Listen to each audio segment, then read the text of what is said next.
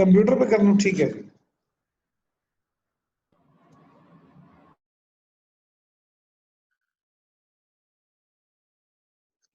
Okay,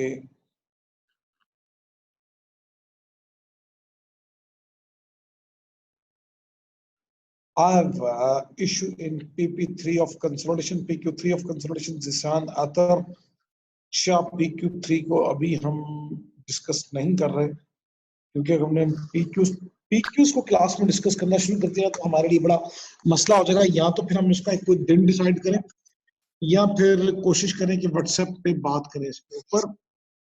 Zeeshan अतर बड़ी माजरत के साथ मैं अभी PQs को डिस्कस नहीं कर पाऊंगा।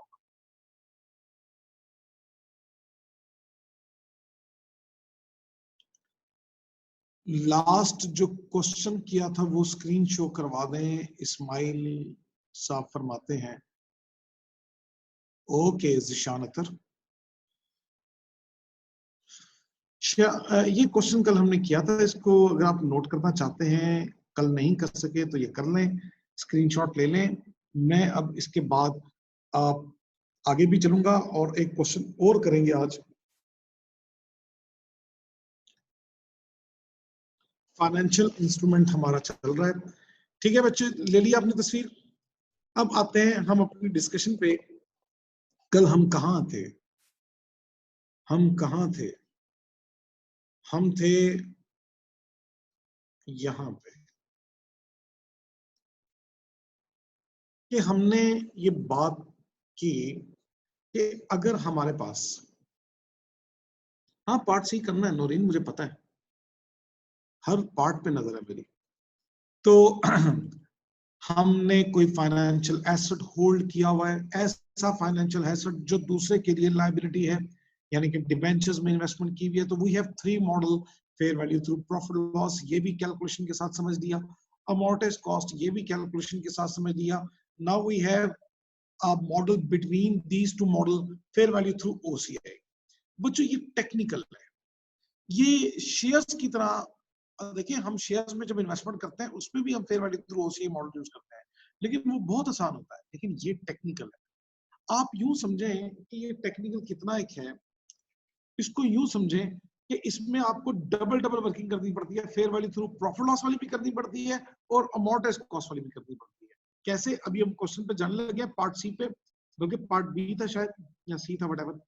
तो उस पार्ट पे जाने लगे हैं, तो हमें, आप देखिएगा कि हमें डबल डबल वर्किंग करनी पड़ेगी, अमाउंटेज कॉस्ट वाली वर्किंग भी करनी पड़ेगी और fair value through profit loss वाली वर्किंग भी करनी पड़ेगी।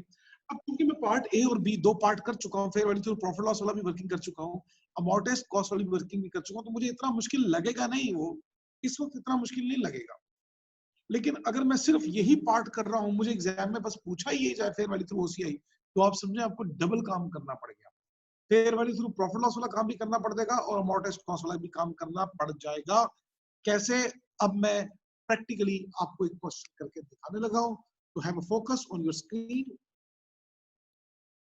मेरी बात को बगौर सुनेंगे आप और स्क्रीन को बगौर देखेंगे आप। ये था CI2। इस CI2 के दो पार्ट हमने कर लिए कि अगर हमने रिडेम्पशन डेट तक होल्ड करना है part A, then we used amortized cost, but we plan to sell this investment part B। जब हमें लगेगा हायर रिटर्न मिल रहे हैं तो फिर हम उसको बेच देंगे शॉर्ट रन में। तो हमने फिर यूज किया fair value through profit loss. Now part C, Tokyo plan to trade the bond in short term.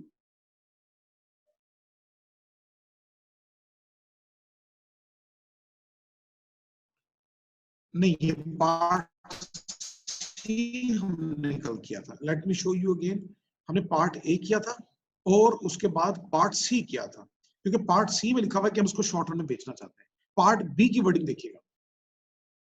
Voice issue आ रहा है मेरा? रेहान कहते हैं मेरी आवाज नहीं आ रही। अरे मेरी आवाज इतनी क्लियर है ना, मुझे माइक का कलर देख के पता चल रहा है मेरी आवाज कितनी स्ट्रांग जा रही है। रेहान, अरे ओ रेहान, मेरी आवाज क्लियर है यार। जी बाकियों को मेरी आवाज आ रही है ना सबको? बेहतरीन है, क्लियर है।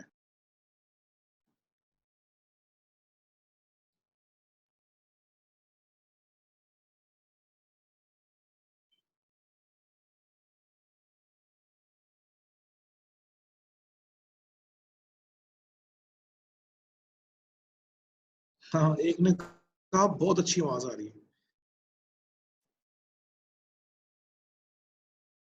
चले जी चले, ठीक है। डिस्टॉर्शन है लिटिल बिट, वो जो लिटिल बिट डिस्टॉर्शन है ना, वो आपके एंड पे कनेक्शन में मसला होता है। क्योंकि अगर मेरी आवाज एक भी बच्चे को ठीक जा रही है ना, लेट से 90 में से एक स्टूडेंट को भी सही जा रही है, इसका मतलब है मेरे एंड पे ठीक है। हाँ, ये छोटी सी साइंस है, अगर आपको समझ आ जाए तो। अच्छा बच्चों, पार्ट सी हो गया। Now we move to part B. Tokyo में सेल, इंटेंट टू सेल नहीं, में सेल, इसको बेचना चाहे तो बेच सकती है, if possible, if possibility of investment with higher rate of return arises. अगर हमें फ्यूचर में कभी रिटर्न मिलेगा तो बेच देंगे, अभी शॉर्ट टर्म में बेचने का इरादा नहीं है। तो अब ऐसे सिचुएशन में पार्ट बी में हम कौन सा मॉडल यूज करेंगे? Fair value through OCI. बच्चों क्लियर है? पार्ट बी के अंदर हम कौन सा मॉडल यूज करेंगे? Fair value through OCI. और जैसा मैंने अभी थोड़ी देर पहले कहा कि फेयर वैल्यू थ्रू ओसीआई जब यूज करते हैं तो we will have to work double, हमें डबल डबल काम करना पड़ता है। तो वो डबल डबल काम कौन सा है वो देखते हैं, वो देखते हैं। हमें अमोर्टाइज कॉस्ट की सारी कैलकुलेशन करनी पड़ेगी जो हमने की है। डबल वर्किंग है ना, तो अमोर्टाइज कॉस्ट वाली वर्किंग करनी पड़ेगी। वो वर्किंग क्या थी देखें। इनिशियली 97 आपने कैलकुलेट किया, let me change the colour. हमने इनिशियली 97 कैलकुलेट किया, ये वैसे का वैसे आएगा। अब 97 आपने कैलकुलेट करना है, तो 97 कैलकुलेट करने के कल दो तरीके हमने डिस्कस किए, जिस तरह से मर्जी करना है। तो अभी हमें ये आसान लग रहा है, fair value plus transaction cost 97 हमने कैलकुलेट कर लिया। तो कल किसी बच्चे ने पूछा था कि जब fair value through OCI use करेंगे तो ट्रांजैक्शन कॉस्ट का क्या करेंगे? तो सुन ले बच्चों, fair value through OCI use करेंगे तब भी ट्रांजैक्शन कॉस्ट को इन्वेस्टमेंट की कॉस्ट का पार्ट बनाएंगे। एक, इसका मतलब है सिर्फ fair value through profit loss जब यूज करें तो ट्रांजैक्शन कॉस्ट को इन्वेस्टमेंट का पार्ट नहीं बनाते। उसके अलावा बाकी दोनों मॉडल अगर यूज करें, अमोर्टाइज कॉस्ट यूज करें तब भी, और fair value through OCI use करें तब भी, ट्रांजैक्शन कॉस्ट को इन्वेस्टमेंट का पार्ट बनाते हैं। ठीक हो गया बच्चों? सिर्फ fair value through profit loss जब यूज करते हैं तो ट्रांजैक्शन कॉस्ट को इन्वेस्टमेंट की कॉस्ट का पार्ट नहीं बनाते। ठीक है बच्चों? ठीक है ना? तो initially we will calculate amortise cost, ये जो 97,000 आपकी स्क्रीन पर नजर आ रहा है, ऐसे ही होगा फेयर वैल्यू थ्रू ओसीआई के अंदर। हालांकि पार्ट ए का सॉल्यूशन मैं आपको दिखा रहा हूं, लेकिन पार्ट सी का सॉल्यूशन भी तकरीबन ऐसे ही है। इनिशियली 97 कैलकुलेट किया जाएगा और सब्सिक्वेंटली भी बिल्कुल ऐसे ही है। 7760 हम इंटरेस्ट इनकम कैलकुलेट करेंगे इफेक्टिव रेट पे, लेकिन हम रिसीव करेंगे 5,000। लेकिन एक एडिशनल काम करेंगे। Now I show U T account here. Now this is the solution of, ये जो रेड पेन से मैं कर रहा हूं ये सॉल्यूशन है पार्ट बी का। तो पार्ट बी का सॉल्यूशन गौर तलब है।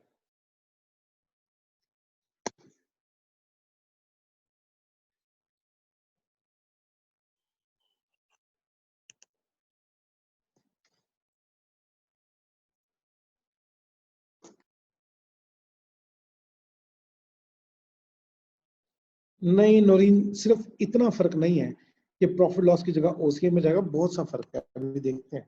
हम एक ना इन्वेस्टमेंट का,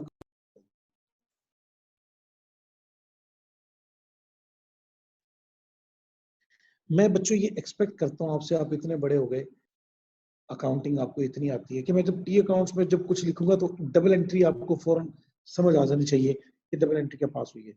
पहले दिन, पहली पहली और जब हमने इन्वेस्टमेंट की, ये थी बात 1 जनवरी 11। 1 जनवरी 11 को मैं कैश को क्रेडिट करूं 97,000 से। ठीक हो गया बच्चों? Cash credit investment debit 97,000। कोई डाउट? नहीं ना, कोई डाउट? अब पार्ट ए में भी मैंने टी अकाउंट बनाया था, उसमें क्या किया था मैं आपको दोबारा वर्किंग दिखा दूं। इनकम 776 से क्रेडिट हुई थी, लेकिन 5,000 मैंने वसूल कर लिया था, तो इन्वेस्टमेंट कितने से डेबिट हुई? 2760 से। तो इन्वेस्टमेंट को मैं डेबिट करूंगा इनकम क्रेडिट 2760 से, इसके हिसाब से इन्वेस्टमेंट का क्लोजिंग बैलेंस बनता कितना है? पार्ट ए का आंसर देखें, 99760 बनता है, तो सीडी बैलेंस कितना बनता है? 99760, ऐसे ही बनता है। ये तो पार्ट ए का सोल्यूशन हो जाएगा। मैंने क्या कहा था अभी थोड़ी देर पहले कि फेयर वैल्यू थ्रू ओसीआई में डबल काम करना पड़ता है। वो काम भी करना पड़ता है जो अमोर्टाइज्ड कॉस्ट में हमने किया होता है, और वो काम भी करना पड़ता है जो fair value through profit loss में किया होता है। तो ये यहां तक तो मैंने वो काम किया जो अमोर्टाइज्ड कॉस्ट वाला काम था। अब देखें, खाली 99760 पे रिलाई नहीं कर सकता। Now at the end of year 1 I will have to see कि what is fair value. Fair value क्या है? तो पता चला फेयर वैल्यू 1,10,000 है। 1,10,000 फेयर वैल्यू, 1,10,000 फेयर वैल्यू है। मैं 1,10,000 ही क्लोजिंग लिखूंगा, यानी कि क्लोजिंग में फेयर वैल्यू पे ही लिखूंगा। लेकिन ये टी अकाउंट तो मेरा टैली नहीं हो रहा। इधर तो 99 आ रहा है, इधर 1,10,000 आ रहा है, तो यहां पे भी 1,10,000 आना चाहिए। अब असल में मुझे गेन हुआ कितना? कैलकुलेट करें बैलेंसिंग फिगर। ये गेन हुआ मुझे कितना? मुझे गेन हुआ 10,240। सैरिश कुछ पूछना चाहते हैं तो पूछें। मुझे ये गेन हुआ, लेकिन ये गेन कहां जाएगा? कहां जाएगा बच्चों? ये गेन कहां जाएगा? ये गेन कहां जाएगा? ओसीआई में। हाफिज नुमान, प्रॉफिट लॉस में क्यों जाएगा? हम मॉडल कौन सा पढ़ रहे हैं? हम पढ़े हैं फेयर वैल्यू थ्रू ओसीआई वाला मॉडल। तो प्रॉफिट लॉस में तो सोचे ही ना हाफिज साहब। हाफिज साहब ये क्या कह दिया? खिजर आपने क्या कह दिया? ये प्रॉफिट लॉस में क्यों जाएगा? हम मॉडल कौन सा पढ़ रहे हैं? फेयर वैल्यू थ्रू ओसीआई वाला। तो ये गेन जाएगा ओसीआई में।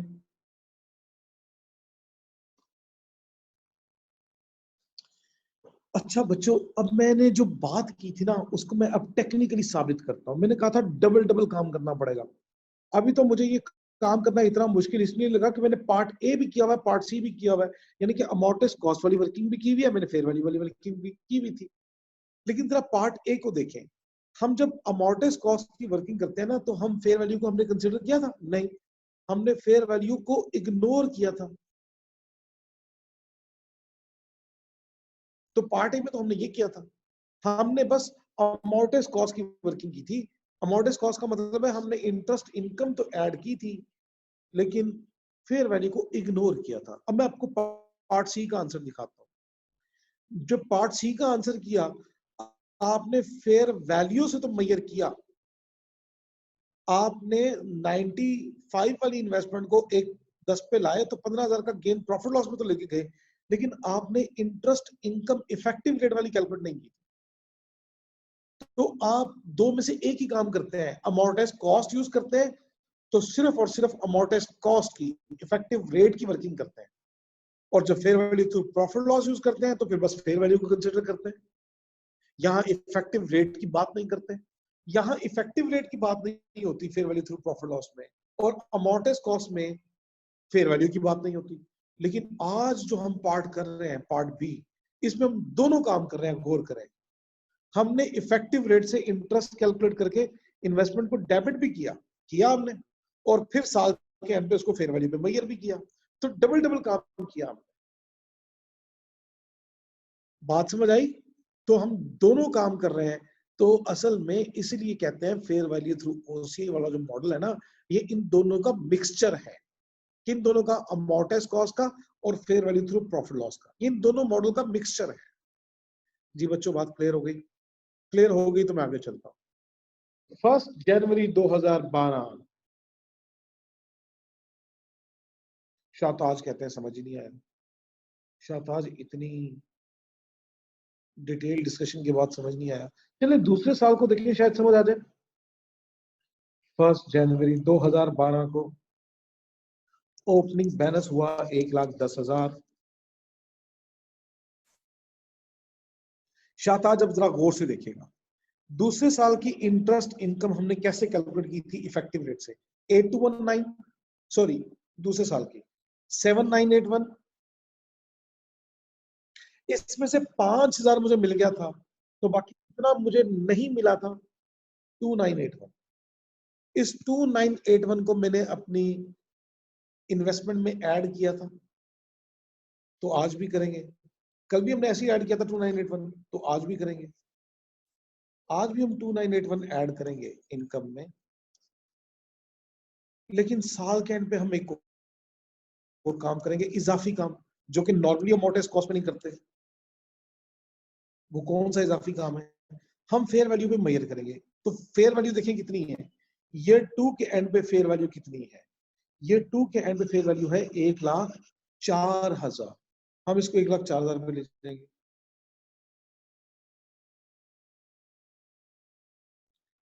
तो ये तो टैली नहीं हो रहा, ये तो आ रहा है 1,12,981 इस साइड पे, ये 1,04,000 आ रहा है। तो यहाँ पे कितना डिफरेंस आ रहा है?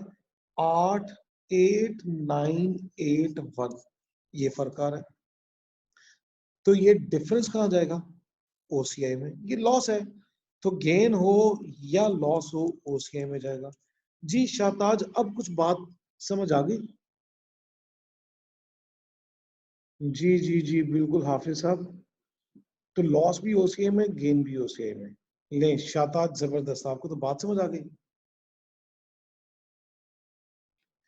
तीसरे साल के एंड में, तीसरे साल को भी देख लें, 1 जनवरी 2013 में ओपनिंग बैलेंस होगा 1,04,000। इनकम फिर हमारी बनेगी कितनी, देखते हैं। ईयर 3 की इनकम थी 8,219, लेकिन 5,000 हमें मिल गया, 3,219 हमें नहीं मिला। जो नहीं मिला कल हमने वो इन्वेस्टमेंट में ऐड किया था, ये देखें।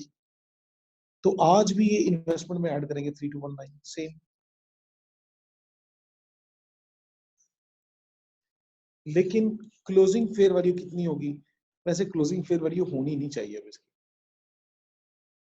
क्वेश्चन में गिवन भी नहीं है। जी राफे, आपको बताता हूँ, एक नहीं दो दो बातें बताऊंगा। बच्चों, इसकी फेयर वैल्यू तीसरे साल के एंड पे ना गिवन नहीं है। और वैसे सोचें क्यों गिवन नहीं है?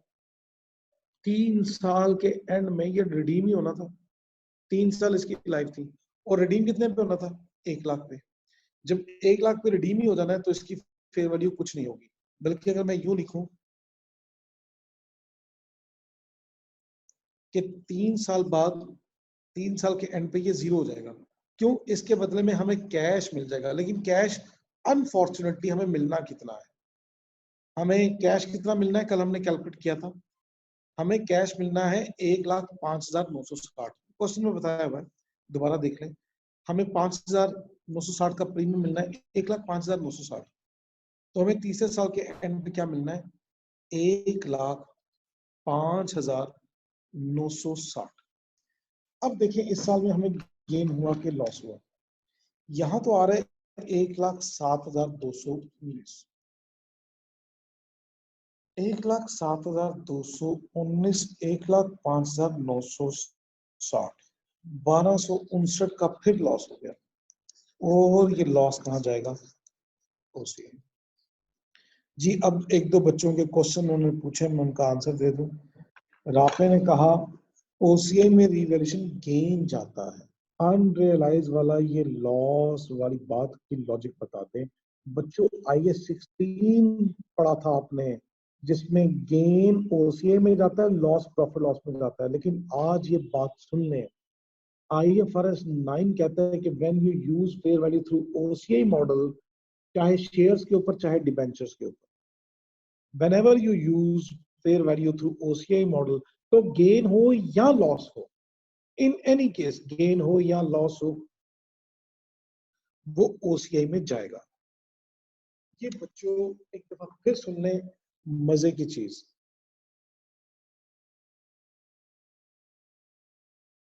जब आपने खाली IAS 16 पढ़ा था ना, तो आपके माइंड में ये था, और उस माइंड में यही आता है कि OCI कभी नेगेटिव नहीं हो सकती, क्योंकि OCI में गेन तो आते हैं, लॉसेस नहीं आते। लॉस प्रॉफिट लॉस में जाता है, गेन OCI में जाता है। लेकिन बच्चों IFRS 9 ये कह रहा है कि OCI नेगेटिव भी हो सकता है, पॉजिटिव भी हो सकता है, नेगेटिव भी हो सकता है। गेन हो या लॉस हो, पहली दफा आपने फेयर वैल्यू पे मेजर किया और पहली दफा लॉस हो गया, तो लॉस भी OCI में जाएगा। तो OCI नेगेटिव हो सकता है राफे साहब,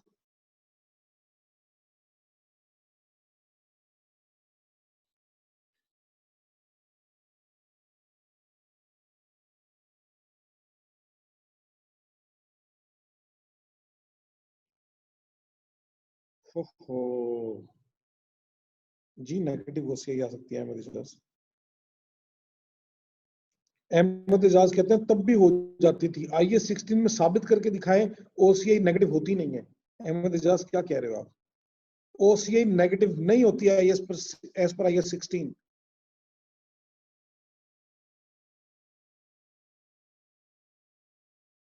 जी जी हसन, ओसीआई नेगेटिव होगा, क्यों नहीं होगा।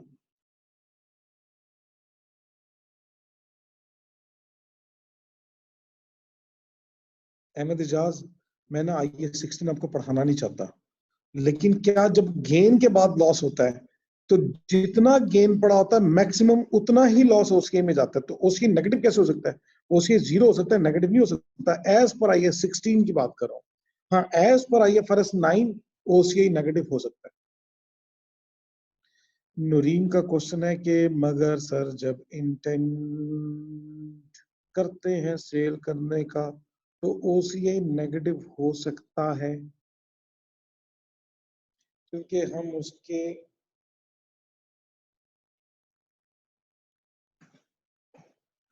पता नहीं कौन सी बात कर रही है नौरीन सिराज आप, आईएस 16 की बात कर रही हैं?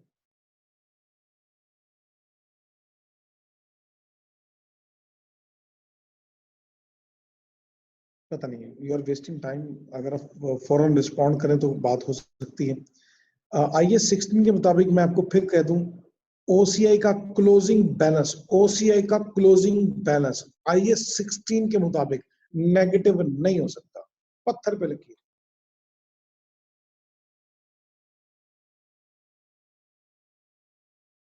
हाँ नौरीन, ये बातें मुझे बड़ी अच्छी लगती हैं जब आप कहती हैं कि यू आर राइट।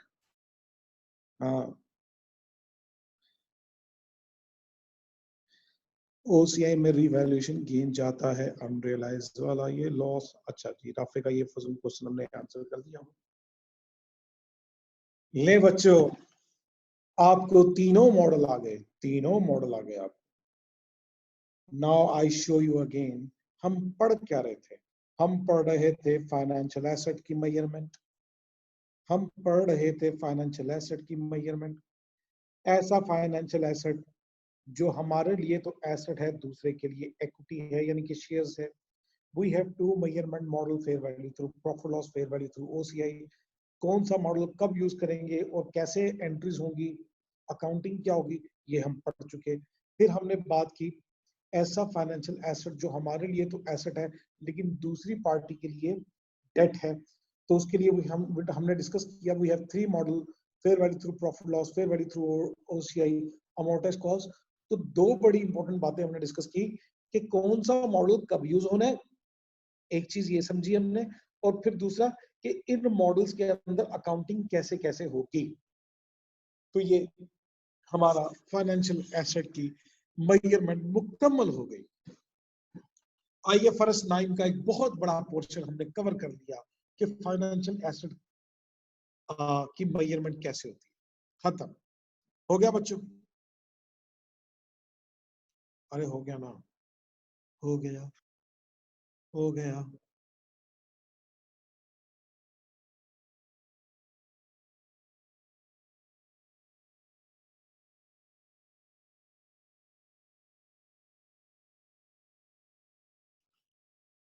रेहान कहता है एंट्रीज करवा देते पार्ट बी की। रेहान मैं करवा देता हूँ, लेकिन मुझे तो लगा था कि आप इतने बड़े हो गए कि आप टी अकाउंट्स देख के एंट्री जज कर सकते हैं। Late me show you again T account.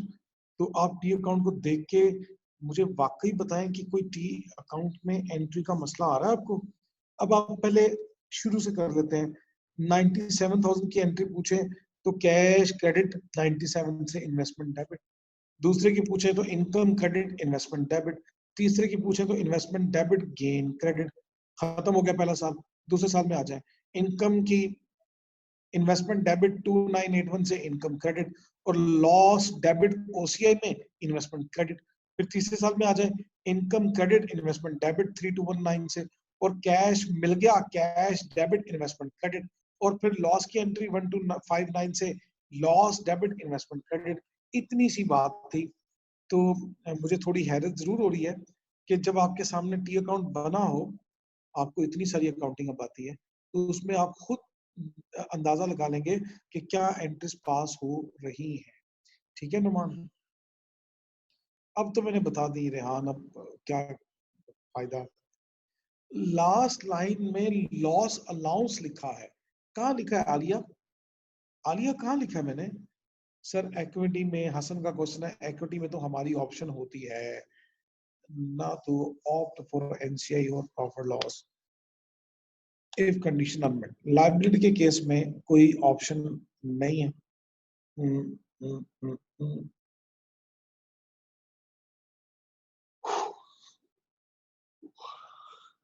Hasan, liability के केस में ऑप्शन नहीं बल्कि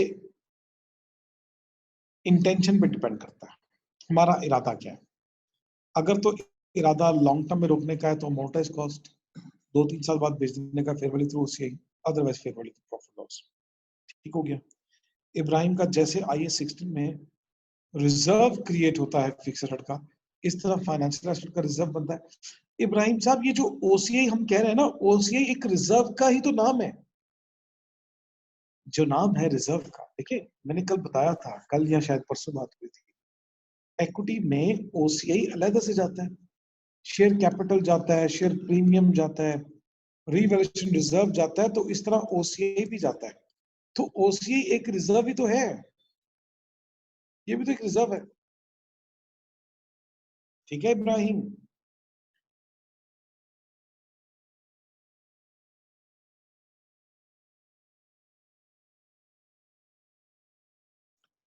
Rehan, is entry in exam question is necessary? Rehan पता नहीं एंट्रीज एग्जाम में आए ना आए, लेकिन एंट्री अकाउंटेंट को ना आए तो ये शर्म की बात है। एग्जाम में पता नहीं आती है कि नहीं आती, मतलब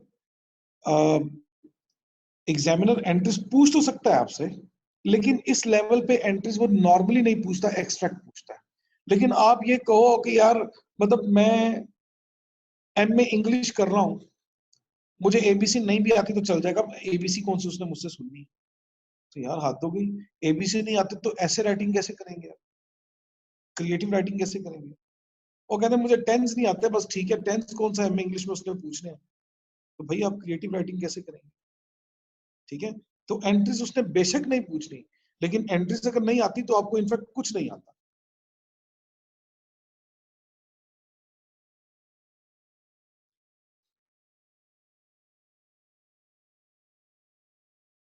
जी आलिया, मैं देख लेता हूँ। मैं एक ना लतीफा सुनाता हूँ इससे रिलेटेड। मेरे पास एक ना बच्चा आया, वो financial fundamental financial accounting CA में मैंने पढ़ाई, वो ना कुछ छठा सातवां टॉपिक था। कहता है मुझे सर अकाउंटिंग में ना थोड़े से इश्यूज हैं, वो तो मुझे गाइड कर दें क्या करूं। तो मैंने कहा पूछो क्या इश्यूज है। मैंने उससे पूछा डेप्रिसिएशन आती है, कहता आती है। मैंने कहा इन्वेंट्री आती है, कहता आती है। मैंने कहा बैंक रिकंसिलिएशन बनानी आती है, कहता आती है। मैंने कहा कंट्रोल अकाउंट आता है, कहता आती है। मैंने कहा फिर क्या नहीं आता, कहता मुझे बस डबल एंट्री नहीं आती।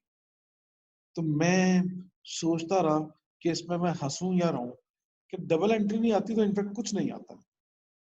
नहीं रेहान, मैं आपको एवं एवं लतीफा मेरे जहन में आया, मैंने सुना दिया, आपने दिल पे नहीं लेनी कोई बात। ठीक है, छोटा सा दिल है। नहीं नहीं, रेहान बातें दिल पे नहीं लेता, रेहान बहुत बड़े दिल का आदमी है। हाँ जी, हाँ जी, हाँ जी रेहान। रेहान हमारा टाइम सेव करने के लिए ना फजूल क्वेश्चन पूछता है। वो कहता है सच्ची मैं इस तरह के फजूल क्वेश्चन इसलिए पूछता हूँ कि टाइम सेव हो जाए। ईयर 2 में टोटल 104 नहीं आना चाहिए। साकिब हुसैन ईयर 2 में 104 लिखा था ईयर 2 में। जी साकिब हुसैन, साकिब हुसैन।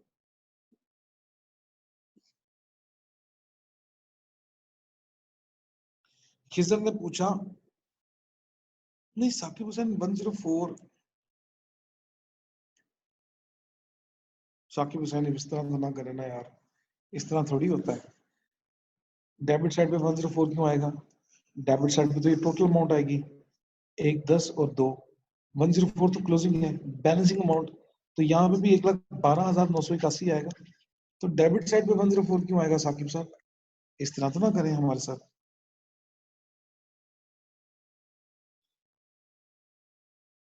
खिजर अभी भी पूछ रहे हैं कि ओसीआई में क्या जाएगा। ओसीआई में यार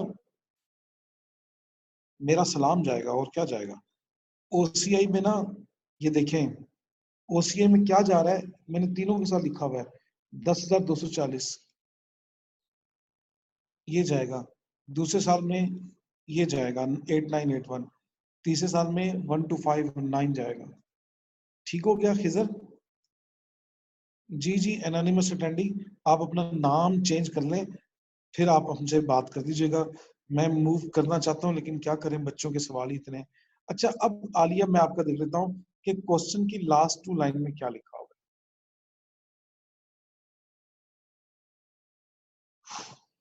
The requirement to recognize a loss allowance on debt instrument held at amortized cost or fair value through OCI income should be ignored. Loss allowance को उसने कहा इग्नोर करें, ये हमने पढ़ना है। वैसे इम्पेयरमेंट की बात कर रहे हैं, वो कहता है इम्पेयरमेंट को इग्नोर करें।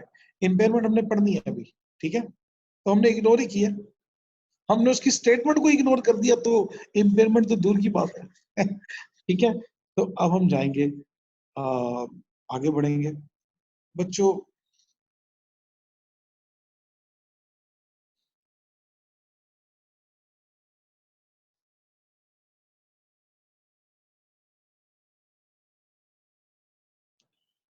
एनोनिमस अटेंडी, आपके ना क्वेश्चन का जवाब कल मैं दे चुका हूं। रिटेन अर्निंग में प्रॉफिट आफ्टर टैक्स जाता है, ओसीआई अलहदा से ओसीआई में जाता है। हम स्टेटमेंट चेन इक्विटी में ओसीआई का कॉलम अलहदा बनाते हैं, रिटेन अर्निंग का कॉलम अलहदा बनाते हैं। रिटेन अर्निंग के कॉलम में प्रॉफिट आफ्टर टैक्स यानी कि जिसको नेट प्रॉफिट कहते हैं वो जाता है। ओसीआई ओसीआई के कॉलम में जाता है, ओसीआई का कॉलम ही वखरा होता है। ठीक हो गया? ले बच्चों, फाइनेंशियल एसेट की अकाउंटिंग मुकम्मल हो गई। फाइनेंशियल एसेट की अकाउंटिंग मुकम्मल हो गई। अब हम पढ़ेंगे फाइनेंशियल लायबिलिटी की अकाउंटिंग, कि हम डिबेंचर इशू करने वाले हैं, हम क्या एंट्रीज पास करेंगे। फाइनेंशियल लायबिलिटी मेजरमेंट पढ़ने लगे हम, किसकी मेजरमेंट?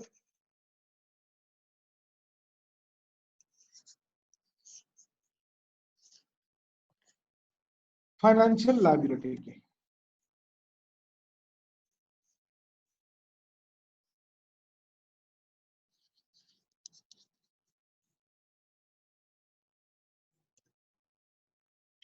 इसमें हमारे पास 2 मॉडल हैं, एक है fair value through profit and loss, और दूसरा हमारे पास मॉडल है अमोर्टाइज कॉस्ट।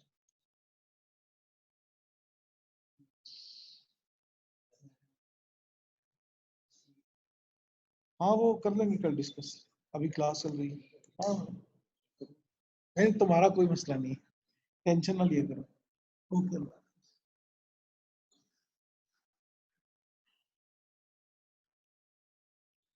हाँ हाँ बच्चों, हमने डिबेंचर इशू किए हुए हैं, तो हमारी वो लाइबिलिटी है।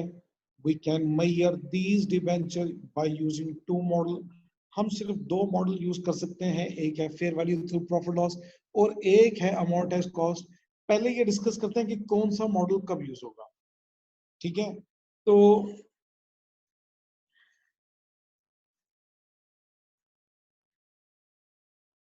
Fair value through profit loss सिर्फ और सिर्फ तब यूज होगा when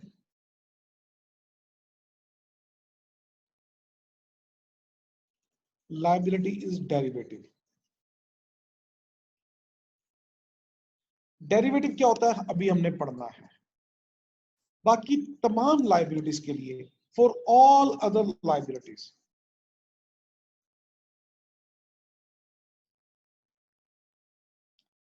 amortized cost model is used.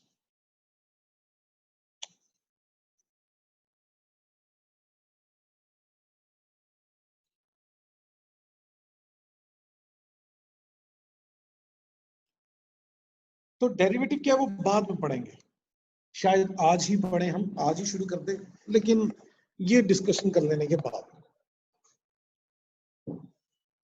तो आप यूं समझें कि 99% लाइबिलिटीज हमारी अमोर्टाइज कॉस्ट पे रिकॉर्ड होती है, 99%। सिर्फ चंद एक लाइबिलिटीज हैं, जैसे डेरिवेटिव का मैंने नाम दिया, they are measured at fair value through profit loss. All other 90%, 99% बल्कि कहना चाहिए, liabilities are measured at amortized cost. Now I tell you amortized cost तो आपको ऑलरेडी आती है। कैसे? कल इत्तफाकन एक बच्चे ने मुझे गुस्सा चढ़ाया और मैंने एक डिबेंचर की ऐसी एग्जांपल दी जिसमें इश्यूअर और इन्वेस्टर दोनों के पॉइंट ऑफ व्यू से हमने ये बात डिस्कस की थी। ये रहा आपके सामने वो क्वेश्चन। हालांकि ये मैंने डिस्कस आज करना था, लेकिन कल बच्चे ने क्वेश्चन ये पूछा कि सर जी समझ नहीं आ रही, तो फिर वो डिबेंचर इन्वेस्टर के पॉइंट ऑफ व्यू से और इश्यूअर के पॉइंट ऑफ व्यू से वो कंफ्यूजन थी, तो मैंने एक पूरी एग्जांपल करके दिखाई। अब जरा इश्यूअर के पॉइंट ऑफ व्यू से ये सोचे ना, कल वाली एग्जांपल को, ये लायबिलिटी तो थी और लायबिलिटी को किस अमाउंट पे रिकॉर्ड कर रहा था वो? अमोर्टाइज कॉस्ट पे। और अमोर्टाइज कॉस्ट इनिशियली कैसे रिकॉर्ड की उसने? Present value of all future cash flows. और सब्सिक्वेंटली क्या किया था उसने? ओपनिंग आउटस्टैंडिंग में इंटरेस्ट एक्सपेंस ऐड किया था। और इंटरेस्ट एक्सपेंस कैसे कैलकुलेट होता है? Effective rate multiply by outstanding balance. और इंटरेस्ट पेड माइनस किया था, वो कैसे कैलकुलेट होता है? Coupon minus coupon multiply by par value.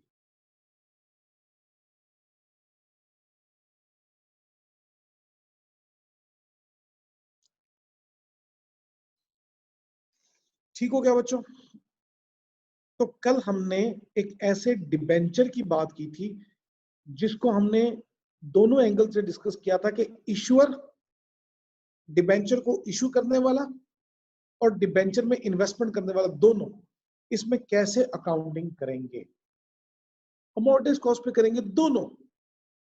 जो इन्वेस्टर है वो भी अमोर्टाइज कॉस्ट पे रिकॉर्ड कर रहा था। वैसे इन्वेस्टर के पास तो 3 मॉडल होते हैं। इन्वेस्टर के पास तो 3 मॉडल होते हैं। कौन कौन से? Fair value through profit loss, fair value through OCI और अमोर्टाइज कॉस्ट। लेकिन कल जब अमोर्टाइज कॉस्ट की बातें यहाँ पे हमने की थी, तो मैंने कहा था कि एक ही डिबेंचर को ऐसा हो सकता है कि इन्वेस्टर और इश्यूअर दोनों ही अमोर्टाइज कॉस्ट पे रिकॉर्ड कर रहे हों। मैं यहाँ पे फिर बच्चों एक बात बड़ा क्लियर करता हूँ, ये डिबेंचर जिसने इशू किया है वो तो लाजमी अमोर्टाइज कॉस्ट मॉडल यूज करेगा, लाजमी। उसके पास तो और चॉइस ही कोई नहीं है, क्योंकि हमने आज क्या पढ़ा कि लायबिलिटी की मेजरमेंट के लिए we have only 2 model, amortise cost या fair value through profit loss. लेकिन fair value through profit loss का तो यूज बड़ा लिमिटेड है, वो तो सिर्फ डेरिवेटिव के लिए यूज होता है। बाकी 99% लायबिलिटीज के लिए कौन सा यूज होता है? Amortise cost. तो दोबारा आ जाए कल वाले डिस्कशन पे कि एक डिबेंचर जिसने इशू किया है, इश्यूअर के लिए, इश्यूअर तो लाजमी तौर पे अमोर्टाइज कॉस्ट मॉडल यूज करेगा। लेकिन इन्वेस्टर के पास 3 डिफरेंट ऑप्शन है। अमोर्टाइज कॉस्ट भी है, fair value through profit loss भी है और फेयर वैल्यू थ्रू ओसीआई भी है। ठीक है बच्चों, ये बात क्लियर? तो हर डिबेंचर को इशू करने वाला लाजमी तौर पे अमोर्टाइज कॉस्ट पर रिकॉर्ड करेगा, लेकिन डिबेंचर को खरीदने वाला हो सकता है तीनों मॉडल में से कोई एक यूज कर रहा हो। Fair value through profit loss भी, फेयर वैल्यू थ्रू ओसीआई भी और amortise cost. He has 3 options. ठीक हो गया बच्चों? ये बात क्लियर है? ये बात सबको क्लियर है?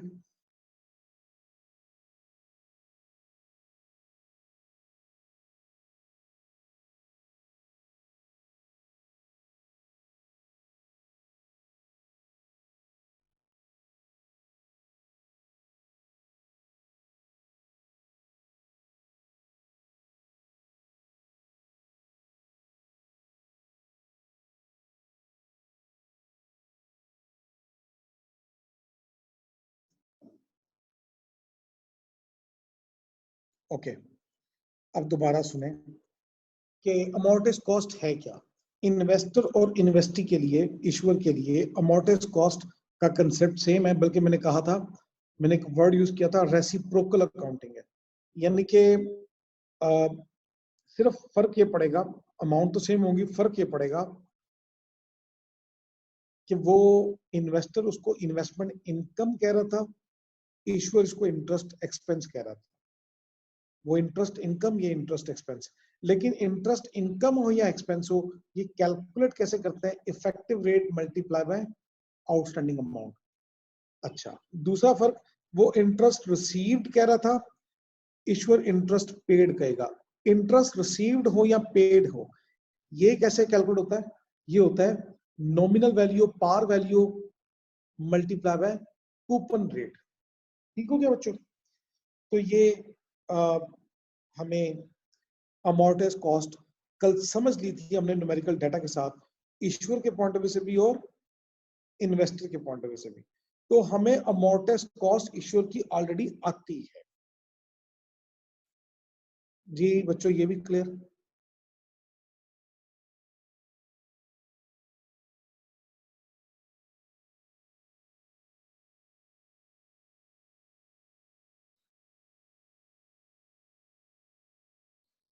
अच्छा बच्चों, कल आपको याद होगा मैंने इनिशियली अमोर्टाइज कॉस्ट कैलकुलेट करने का एक अल्टरनेट तरीका बताया था। एक तो है ना present value of future cash flow, दूसरा क्या बताया था? याद कराएं मुझे, याददाश्त थोड़ी कमजोर है मेरी।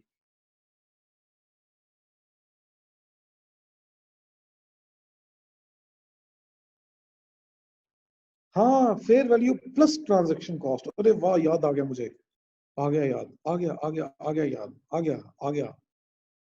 जी जी, बिल्कुल बिल्कुल, fair value plus transaction cost. इतने सारे बच्चों को ये बात याद है। तो बच्चों, इन्वेस्टर का कल हम सिनेरियो कर रहे थे, तो present value of future cash flow ले लें, या हम क्या कर लें, हम ये कर लें कि फेयर वैल्यू में ट्रांजैक्शन कॉस्ट ऐड कर दें। ये पढ़ा था ना, तो याद आ गया मुझे, हाँ आ गया याद। तो बच्चों, ईश्वर के पॉइंट ऑफ व्यू से क्या होगा जरा सोचें। ईश्वर के पॉइंट ऑफ व्यू से भी यही होना चाहिए ना इनिशियली, कि या तो मैं ले लूं present value of future cash flow, या फिर मैं कर लूं दूसरा काम जो आसान है। वो क्या है? वो क्या है जरा बताएं? Fair value, fair value, fair value, याद नहीं आ रहा, भूल गया फिर। फेयर वैल्यू, हाँ जी, minus transaction cost, plus transaction cost नहीं है भैया, अब माइनस ट्रांजैक्शन कॉस्ट है। ये खुला तजाद क्यों है? वहां तो हमने प्लस ट्रांजैक्शन कॉस्ट किया था, यहां माइनस ट्रांजैक्शन कॉस्ट क्यों कर रहे हैं? लॉजिक, जरा सोचें।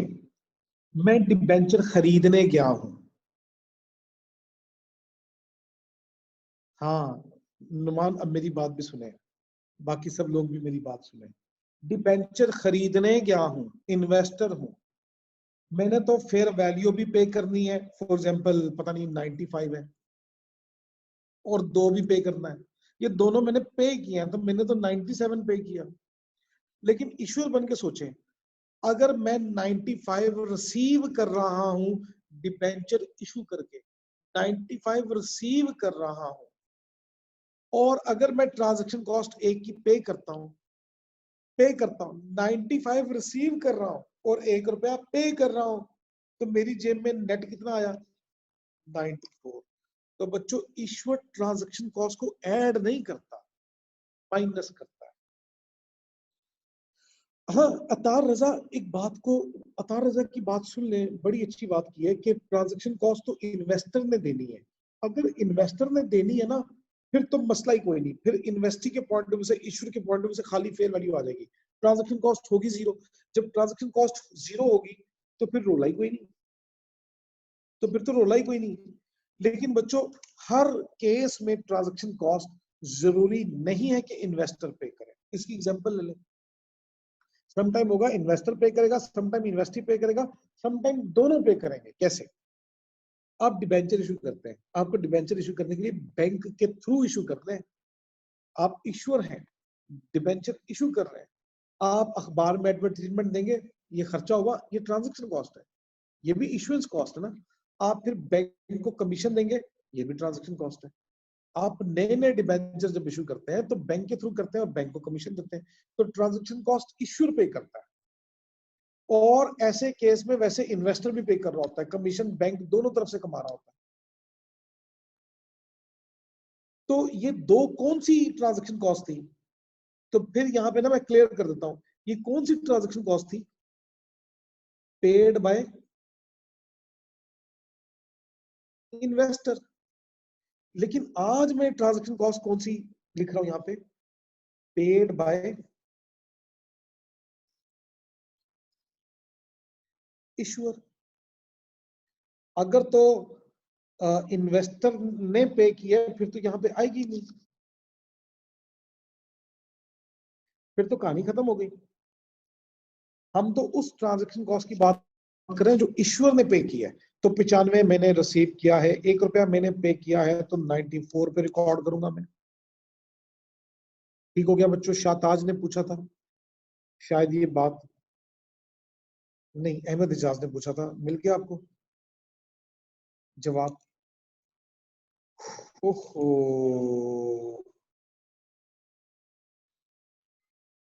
सबसे मासूम ख्वाहिश होती है स्टूडेंट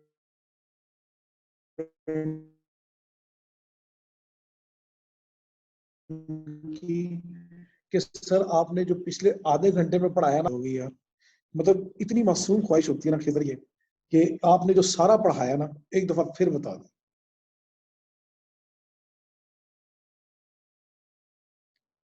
ये बड़ी मासूमाना ख्वाहिश होती है।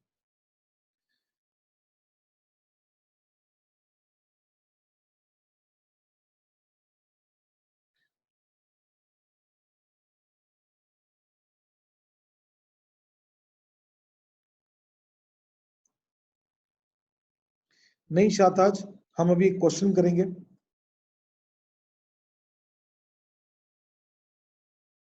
नहीं जरमीना और सुन ले, जरमीना और शाहताज सुन ले, मैं अभी एक क्वेश्चन करूंगा ना, ये क्वेश्चन में सारे कंसेप्ट दोबारा कवर भी होंगे और रिपीट भी करूंगा। अच्छा अच्छा, दो दो खिजर है, ठीक है जी। क्या किया खिज्र ने सिकंदर से, अब किसे रहनुमा करे कोई। आगे चलते हैं जी, क्वेश्चन करते हैं।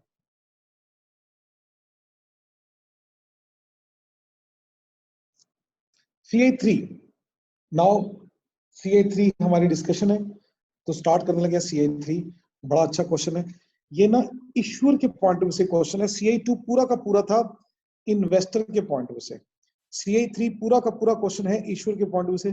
चले मैं कोशिश करता हूँ यहाँ नीचे ही इसके कर दूंगा। चले ठीक है, तो बच्चों CA3 पढ़ने लगा। अ कंपनी इशू, इशू, तो ये ईश्वर है company, 5% loan note eight there nominal value of 20,000। ये पार वैल्यू है, नॉमिनल वैल्यू को पार वैल्यू भी कहते हैं, फेस वैल्यू भी कहते हैं। इफेक्टिव रेट 5% है। बच्चों इफेक्टिव रेट भी 5% है, नॉमिनल रेट भी 5% है, तो मसला ही कोई नहीं। Loan note are repayable after 4 year, ठीक है। what will be what amount will be recovered as a financial liability when loan notes are issued? हम जब लोन नोट इशू करेंगे तो हमें कितने पैसे मिलेंगे, और प्रॉफिट लॉस में क्या अमाउंट शो होगी इन 4 सालों में? ये तो बड़ा सिंपल सा है। कैश डेबिट कर देंगे 2 लाख, ट्रांजेक्शन कॉस्ट बताई ही नहीं है इसने। कैश डेबिट कर देंगे 2 लाख रुपए,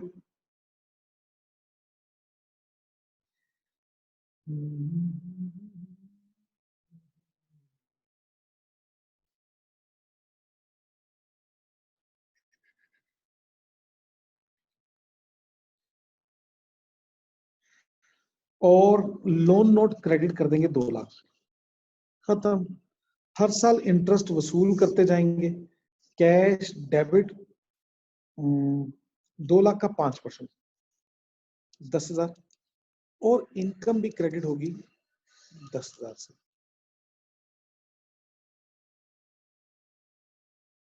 2 लाख का 5%, सॉरी 20,000 का 5%, 20,000 का 5%, तो ये बनता है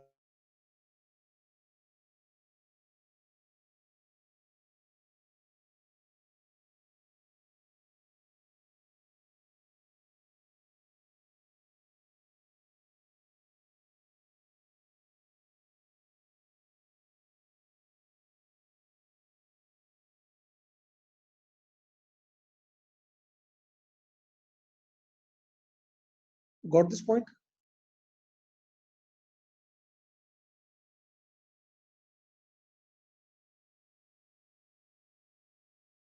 जी मेरी मेरी गलती है, मैं ठीक कर देता हूँ। ये मेरी गलती है, इनकम नहीं है, इंटरेस्ट एक्सपेंस है। Expense debit, interest expense debit and cash credit 1000 से हमने लोन नोट इशू किए हुए, तो 1000 से कैश क्रेडिट होगा और एक्सपेंस डेबिट होगा। जी जी मैंने ठीक कर दिया, जी जी मैंने ठीक कर दिया, माफी चाहता हूँ, माफी चाहता हूँ जनाब।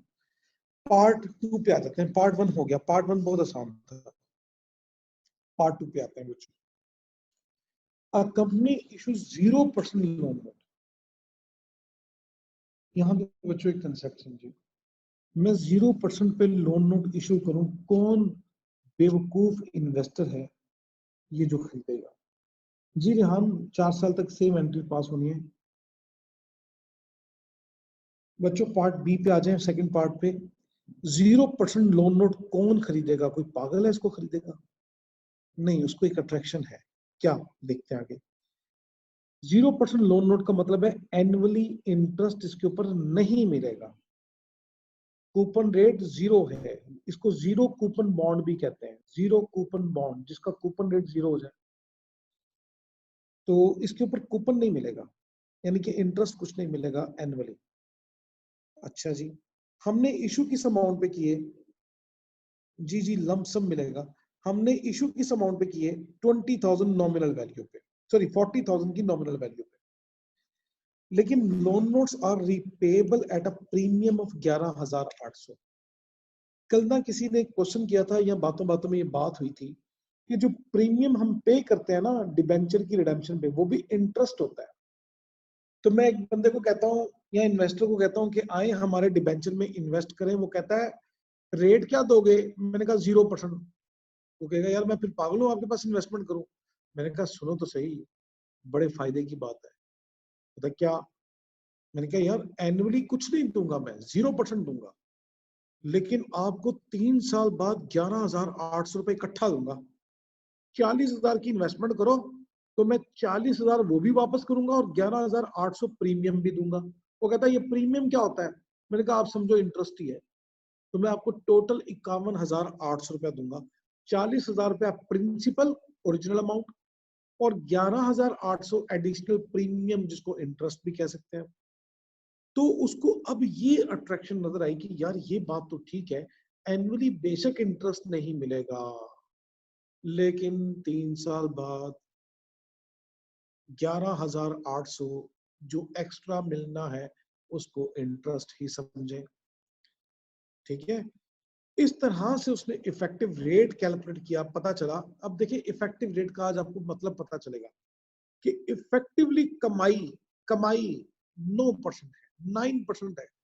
हालांकि एनुअली कुछ नहीं मिल रहा, लेकिन ये जो 11,800 मिल रहा है ना 3 साल बाद, असल में ये कमाई 9% एनुअल है। इसी को कहते हैं इफेक्टिव रेट।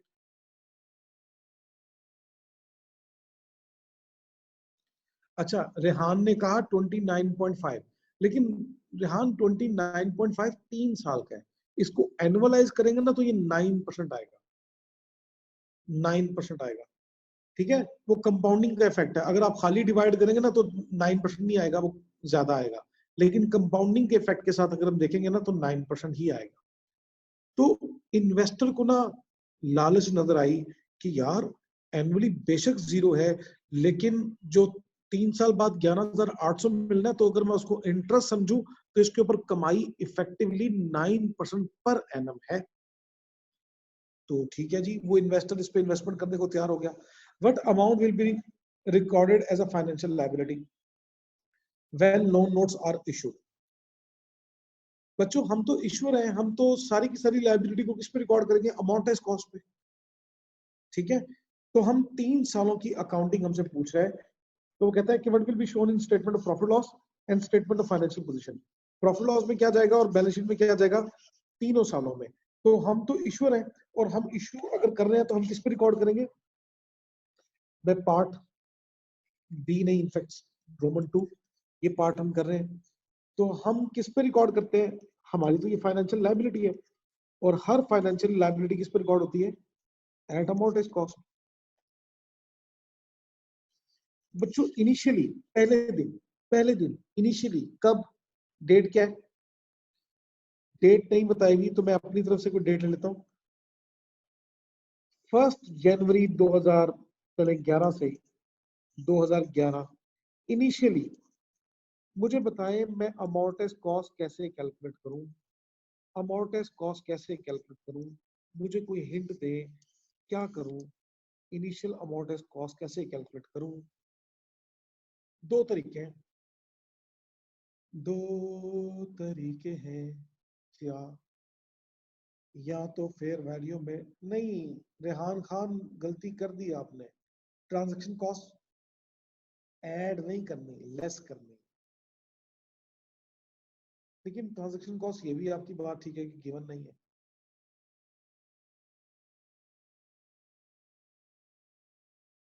तो देखें तीनों सालों का कैश फ्लो देखो कितना है, ईयर 1 का, ईयर 2 का, यानी कि 2011 का, ईयर 12 का, ईयर 2013 का।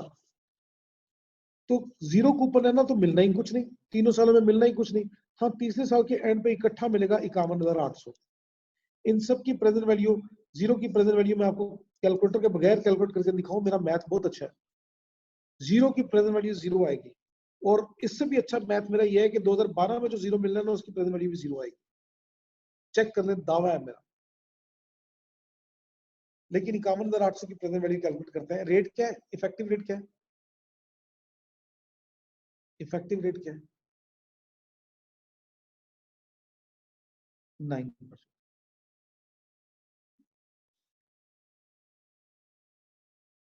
जी खिजर, कोई क्वेश्चन है? 11,800 प्रीमियम है, ठीक है, लेकिन वो इकट्ठा मिलेगा तो 40,000 के डिबेंचर के बदले में 11,800 एक्स्ट्रा ऐड होगा, तो 51,800। तो 1.09 की पावर -3, ये फैक्टर आया 0.7721। इसको मैं अगर 51800 से मल्टीप्लाई कर दूं तो बच्चों ये 39,999, और उसके बाद भी पॉइंट समथिंग आ रहा है, तो इट इज एग्जैक्ट 40,000। अरे वाह, आसान तरीका ये नहीं था कि मैं फेयर वैल्यू में से ट्रांजैक्शन कॉस्ट माइनस कर देता। और फेयर वैल्यू कितनी थी? 40,000। ट्रांजैक्शन कॉस्ट क्या थी? क्वेश्चन में गिवन ही नहीं थी, तो तब भी 40,000 आना था। तो आपने मेरी बात कल वाली नहीं मानी ना। आपको मैंने कहा था कि आसान तरीके से करें, आपने कहा नहीं जी प्रेजेंट वैल्यू कैलकुलेट करेंगे।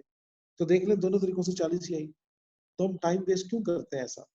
तो हम fair value plus transaction cost या माइनस ट्रांजैक्शन कॉस्ट वाला तरीका ज्यादा आसान होता है।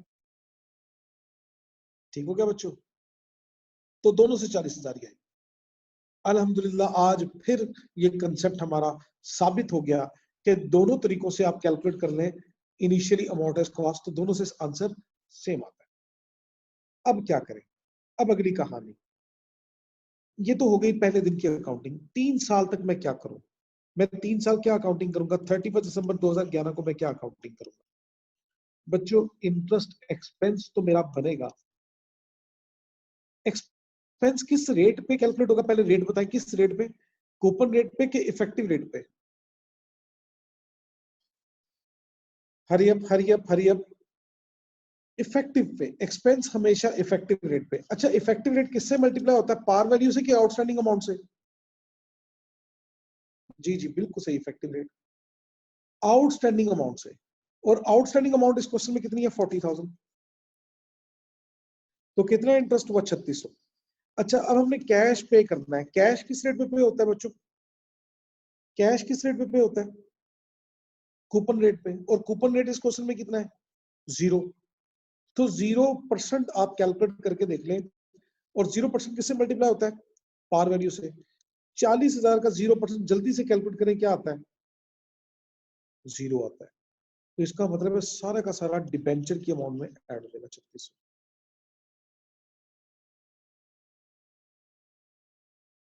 ठीक हो गया बच्चों?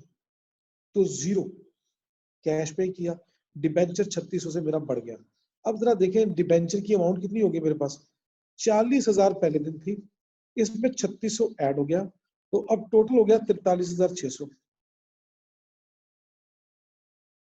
दूसरा साल आ गया, जगह कम पड़ गई, मैं यहाँ पे करने लगा वर्किंग। 31 दिसंबर 2012 दूसरा साल आ गया, फिर इंटरेस्ट एक्सपेंस डेबिट होगा। कैश लिखने की वैसे मुझे जरूरत नहीं है, कैश क्योंकि जीरो है ना तो लिखने की जरूरत नहीं है। तो डिबेंचर फिर क्रेडिट होंगे। इंटरेस्ट एक्सपेंस किस पे रिकॉर्ड होगा? 9% coupon rate, sorry effective rate पे। इफेक्टिव रेट किससे मल्टीप्लाई करूं? आउटस्टैंडिंग बैलेंस है, वो कितना है? 43,600। 43,600 का 9% लें,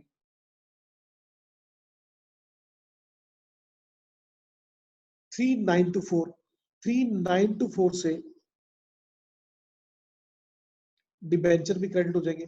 और डिबेंचर की अमाउंट अब कितनी हो जाएगी? पहले था 43,600, अब 3924 इसमें ऐड हो गया, 47,524। फिर 31 दिसंबर 2013, फिर इंटरेस्ट एक्सपेंस डेबिट, फिर कैश जीरो, फिर डिबेंचर क्रेडिट। इंटरेस्ट एक्सपेंस कैसे? 9% किसका? 47,524 का। 47,524 का 9%, 4277,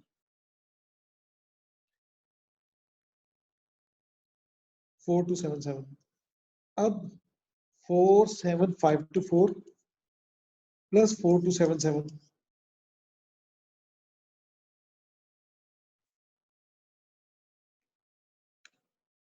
51,801। तो बच्चों गौर करें, ₹1 का फर्क आ रहा है। ये वही 51,800 है जो हमने देने का वादा किया हुआ है। तो ये 3 साल की अकाउंटिंग मुकम्मल हो गई। अच्छा बच्चों, मैंने 3 साल की ना अकाउंटिंग एंट्रीज पास करके दिखाई है, हालांकि उसने एंट्रीज मांगी नहीं थी। एंट्रीज मैंने इसलिए पास की ताकि एक मुकम्मल पिक्चर आपके सामने आ जाए। अगर अब आप मुझसे 3 साल का प्रॉफिट लॉस और स्टेटमेंट ऑफ फाइनेंशियल पोजीशन पूछेंगे तो मसला कोई नहीं है। प्रॉफिट लॉस में तीनों साल इंटरेस्ट एक्सपेंस आने 2011 में, 12 में और 13 में। इंटरेस्ट एक्सपेंस कितना? 3600, 3924 और 4277। और बैलेंस शीट में लायबिलिटी पहले दिन जाएगी 40, पहले साल 43,600 लायबिलिटी आई है। फिर दूसरे साल 47,524, फिर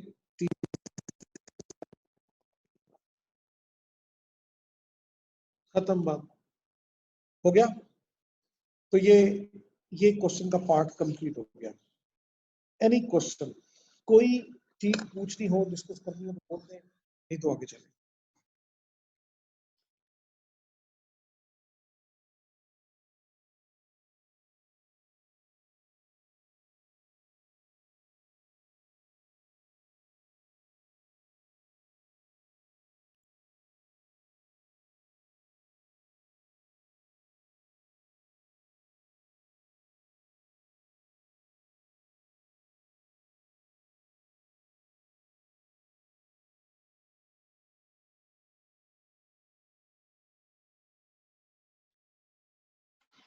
अच्छा, पार्ट 1 का भी स्क्रीनशॉट ले लें तो मैं ठीक है दिखा देता हूँ।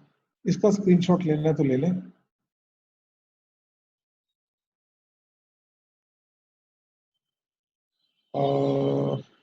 चले अब ले लें, पूरा आ जाएगा स्क्रीनशॉट।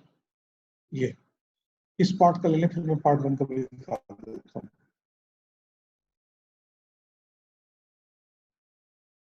ये हो गया। अब पार्ट 1 का स्क्रीनशॉट, इनफैक्ट पार्ट 1 बहुत ही आसान था, 2 एंट्रीज मैंने पास की थी उसमें।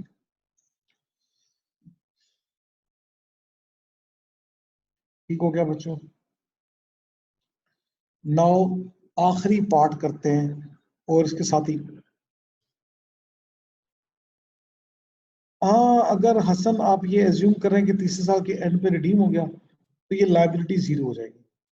तो अगर ये आप एज्यूम करते हैं कि अभी रिडीम नहीं हुआ, अगले साल के शुरू में हो जाएगा, ये भी आप एज्यूम कर सकते हैं 2013 के शुरू में हो जाएगा, अभी 12 के एंड पे नहीं हुआ, तो फिर आप उसको लायबिलिटी रहने देंगे।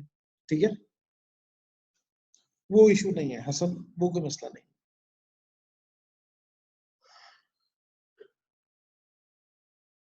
नहीं जी, आगे चलते हैं। तीसरा पार्ट इस क्वेश्चन का,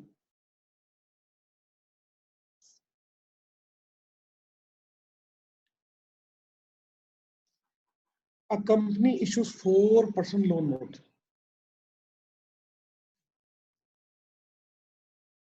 उन्होंने जाना है?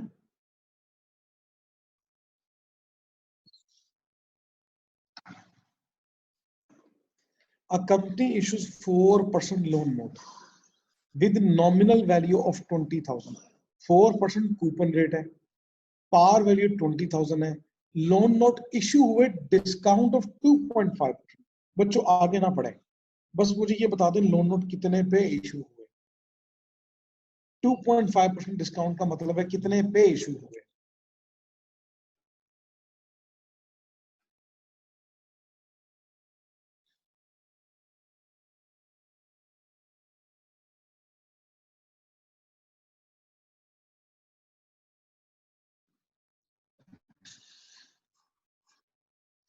जी बिल्कुल ठीक है, 19,500 के 20,000 का 2.5% डिस्काउंट लेंगे तो 500 आएगा. तो 500 का डिस्काउंट करने के बाद यानी कि ये 19,500 पे इशू हुए. बिल्कुल ठीक कहा आपने. लेकिन पता है क्या, मेरी जेब में 19,500 फिर भी नहीं आया. क्यों?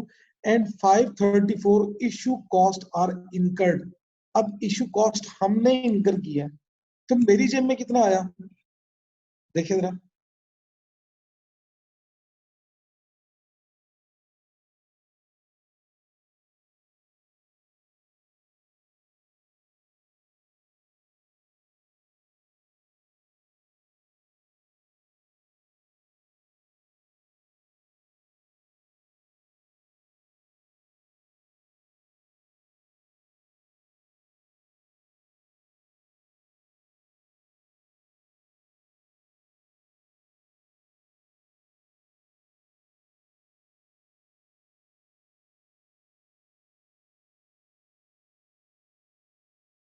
क्या है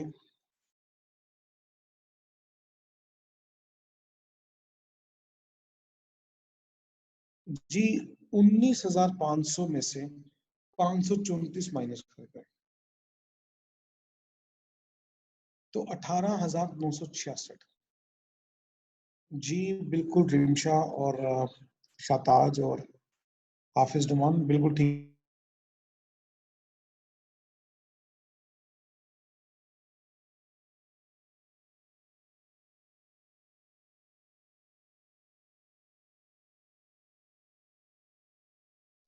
$18,966 क्या है?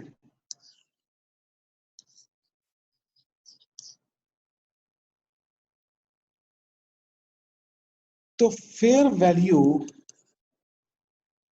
माइनस ट्रांजैक्शन कॉस्ट हमें करनी होती है. तो 19,500 जिस पे इशू हुआ ना, ये फेयर वैल्यू है. ट्रांजैक्शन कॉस्ट 534 है, तो इनफैक्ट 18,966 ये अमोर्टाइज कॉस्ट है इनिशियल. अगर कोई आज भी अपनी ये तसल्ली करना चाहता है कि मैं अगर फ्यूचर कैश फ्लो की प्रेजेंट वैल्यू लूं क्या वो भी यही आएगी, तो आप आज भी ये तसल्ली कर सकते हैं. करना चाहते हैं ये तसल्ली? ये यकीन आ गया? अगर आप कहेंगे तो मैं करके दिखा दूंगा, या आप अपने तौर पे करके देख लीजिएगा कि वो 18,966 ही आएगी.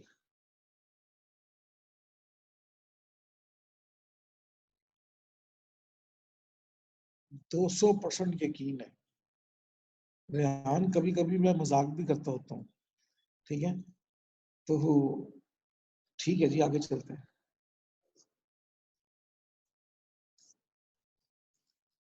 आगे चलते हैं. Loan note will be repayable eight a premium of 10% after 5 year. अच्छा, 10% प्रीमियम का मतलब मुझे बता दें, ये डिबेंचर कितने पे रिडीम होंगे?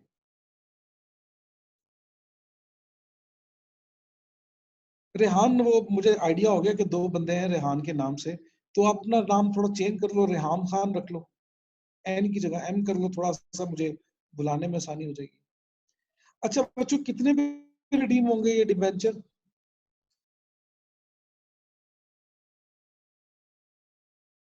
22,000 रुपए पे, बिल्कुल ठीक आपने कैलकुलेशन की।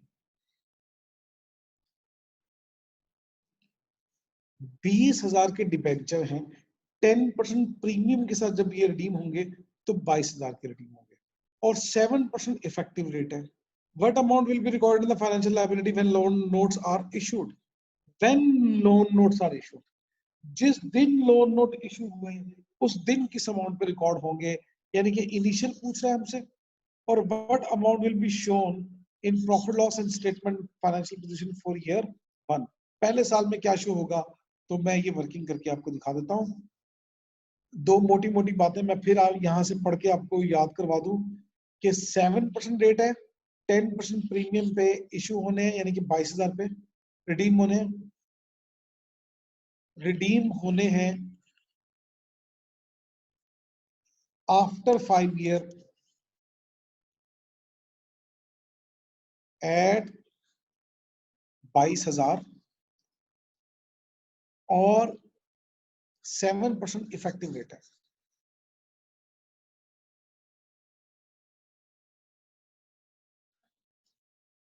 ठीक हो गया। अच्छा, उसने पहले दिन की अकाउंटिंग पूछी। पहले दिन की अकाउंटिंग तो हमने पहले फौरन कैलकुलेट कर दी थी कि हम कैश जितना वसूल करेंगे 1 जनवरी, पता नहीं जो भी मैं ये रिज्यूम कर लूं 2011, 18966 और लाइबिलिटी को क्रेडिट कर देंगे 18966 पे। और फिर इसके बाद साल गुजरने के बाद 31 दिसंबर 2011, आप खुद बताएं मैं बताऊं क्या। अब हम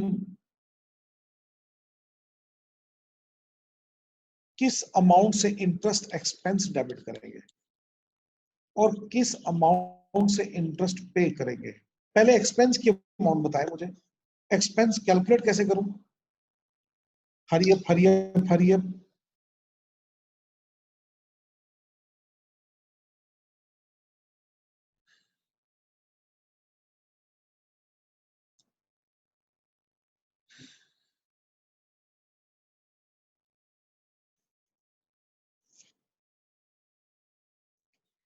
तेरह सौ सत्ताईस बताया जी बच्चों, खिजर ने बिल्कुल सही कैलकुलेशन करके दिखा दी।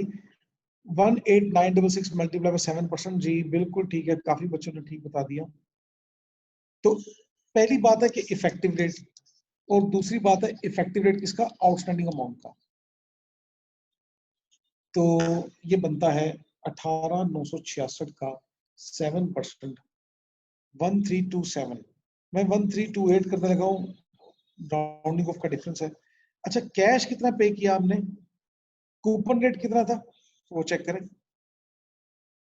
कूपन रेट था इसके ऊपर 4%, और 4% कूपन रेट किससे मल्टीप्लाई होता है, पार वैल्यू से। कूपन रेट किससे मल्टीप्लाई होता है, पार वैल्यू से। तो पे जो करना है वो कूपन रेट और मल्टीप्लाई बाय पार वैल्यू 800। तो 528 से लाइबिलिटी क्रेडिट हो जाएगी। लाइबिलिटी कह लें, डिबेंचर कह लें, जी बिल्कुल ठीक है। अहमद एजाज और इस्माइल बिल्कुल ठीक है, मंसूर बिल्कुल ठीक है। चलिए, जबरदस्त हो गया।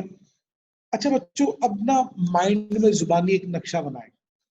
मैं ना टाइम वेस्ट इस पे नहीं करना चाहता। अब माइंड में एक नक्शा बनाए। लाइबिलिटी आपकी इनिशियल थी 18,966, 528 से बढ़ गई। 18,966 थी पहले दिन, 528 से बढ़ गई।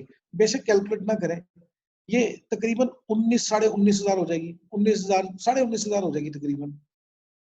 और ये बढ़ते बढ़ते बढ़ते बढ़ते 5 साल बाद पता कितनी हो जाएगी, सोचे कितनी हो जाएगी 5 साल बाद। अच्छा, ये कितनी, एग्जैक्ट 22,000। ये है रेहान कंसेप्ट, बिल्कुल 22,000 हो जाएगी एंड पे, क्योंकि हमने जितना पे करना है, कितना पे करना है 22,000। ये अमाउंट ग्रेजुअली इंक्रीज होते होते उतनी हो जाएगी। ये असल में वो मैथ है क्यूएम का जो आप बहुत इनिशियल स्टेजेस में पढ़ चुके हैं, कंपाउंड इंटरेस्ट वाला। ये कंपाउंड होते होते उतनी अमाउंट बन जाएगी जितना हमने पे करना है। ठीक हो गया बच्चों।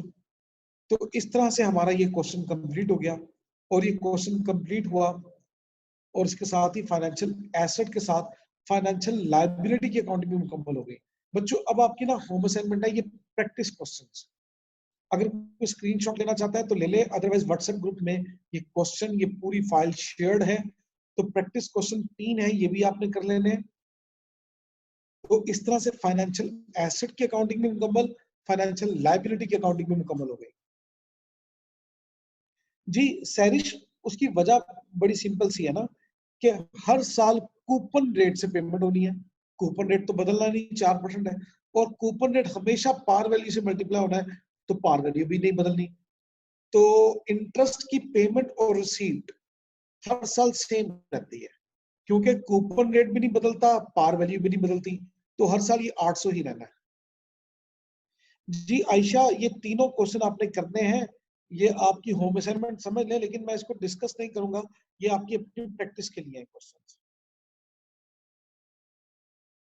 ठीक हो गया आयशा?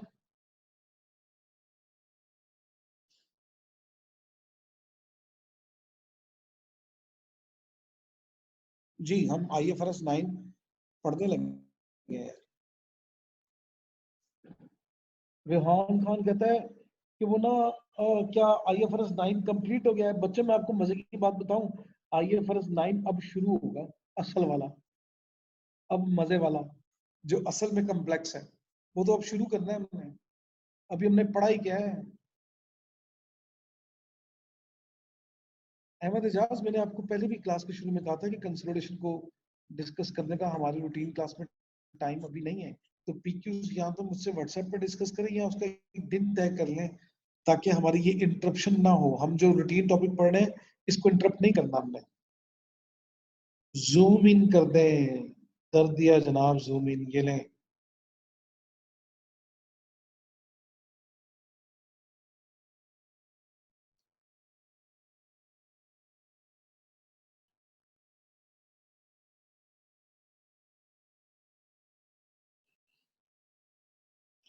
जी जी मंसूर, ये तो बड़ा बेसिक लेवल क्वेश्चन है। रिडेम्पशन वैल्यू पहले दिन बताई जाती है शेयर होल्डर, डिबेंचर होल्डर को, इन्वेस्टर को। डिबेंचर होल्डर को यही ना पता हो कि रिडीम कितने पे होना है, तो वो इन्वेस्टमेंट करेगा ही नहीं। देखिए डिबेंचर में इन्वेस्टमेंट कौन करता है? जिसको फिक्स इंटरेस्ट रेट चाहिए, और वो पहले दिन तय करना चाहता है मुझे मिलेगा क्या, फिक्स अमाउंट। तो उसको पहले दिन ये बताया जाता है कि ये इतने पे रिडीम होगा।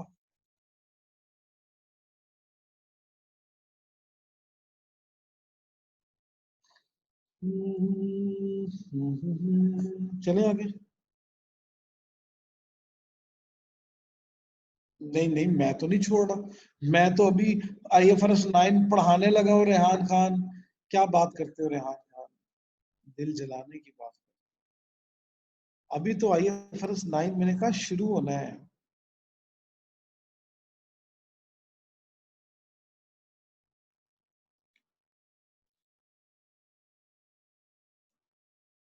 बच्चों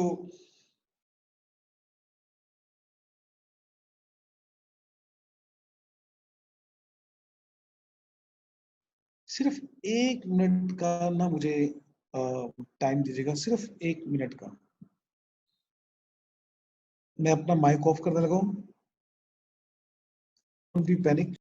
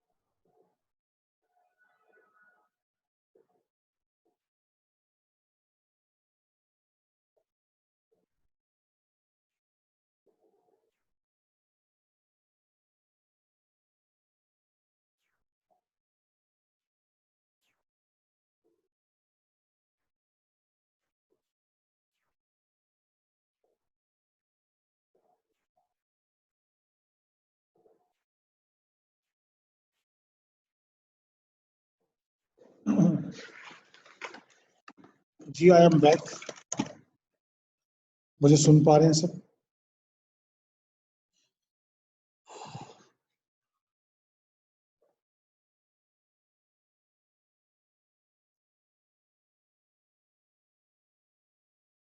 जी बच्चों, हम अब IFRS 9 को आगे बढ़ाते हुए IFRS 9 में जो हमने नेक्स्ट बात पढ़नी है, मैं आपको याद करवा दूं। हमने IAS 32, असल में ना हमें ये भी माइंड में रखना है, बहुत ज्यादा चीजें स्कैटर्ड ना हो जाए कि सर ने क्या क्या पढ़ा दिया, हमने क्या क्या पढ़ लिया। तो एक समरी अपने पास बनाते जाएं, हमने क्या क्या पढ़ा था। हमने IAS 32 के अंदर डेफिनेशन पढ़ी एंड क्लासिफिकेशन पढ़ी, और इसके अंदर एक टेक्निकल जो हमने कैलकुलेशन की थी वो की थी कंपाउंड इंस्ट्रूमेंट की, इंक्लूडिंग कंपाउंड इंस्ट्रूमेंट।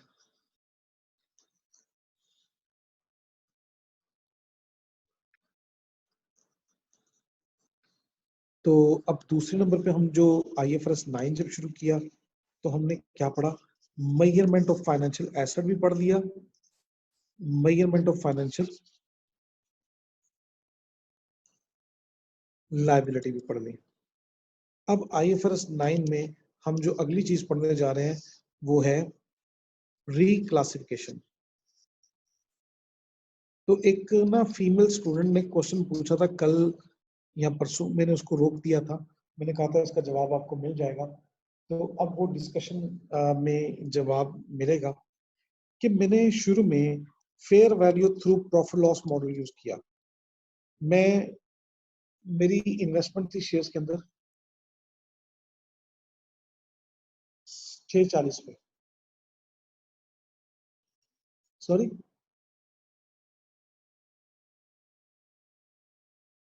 640 पे उसमें कोई काम है शहजाद की? मुझे भी आएगी, मैं करता हूँ बात।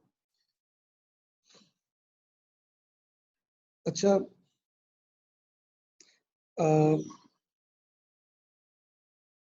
हमने फाइनेंशियल एसेट जो इक्विटी के अंदर हमारे इन्वेस्टमेंट है, इन्वेस्टमेंट इन इक्विटी, हमने ना इसमें दो मॉडल यूज किए हैं, fair value through profit loss, fair value through OCI। मेरा आपसे एक क्वेश्चन है, बजाय इसकी कि मैं आपको पहले रूल बताऊं, आप मुझे एक चीज बताएं कि क्या कभी ऐसा हो सकता है कि मैं 2 साल के बाद ये कहूं, पढ़ेंगे यार लायबिलिटी पढ़ेंगे, डेरिवेटिव पढ़ेंगे भी, ऐसा हो सकता है 2 साल बाद मैं कहूं, 3 साल बाद मैं कहूं कि मैंने ये मॉडल यूज नहीं करना, मैंने ये मॉडल यूज करना है, मैं यहाँ ये कहूं कि मैंने ये मॉडल यूज नहीं करना, ये मॉडल यूज करना है। इसको कहते हैं रिक्लासिफिकेशन। मॉडल चेंज करने की मेरे पास ऑप्शन है। 2 साल बाद मैं कहूं मैंने fair value through profit loss नहीं यूज करना, फेयर वैल्यू थ्रू OCI करना है, या वाइस वर्सा। क्या मेरे पास ये चॉइस है? पहले बताएं।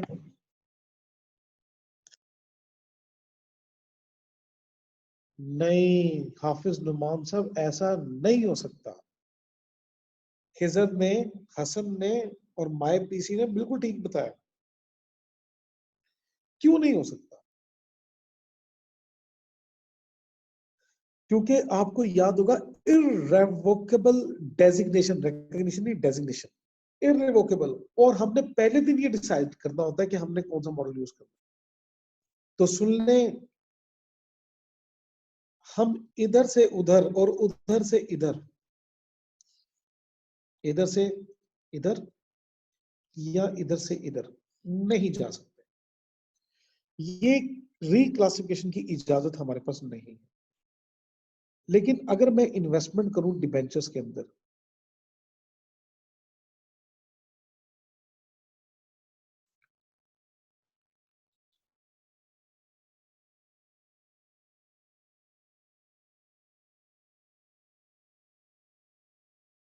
इन्वेस्टमेंट करूं मैं डिबेंचर्स के अंदर, तो हमारे पास कौन से मॉडल है?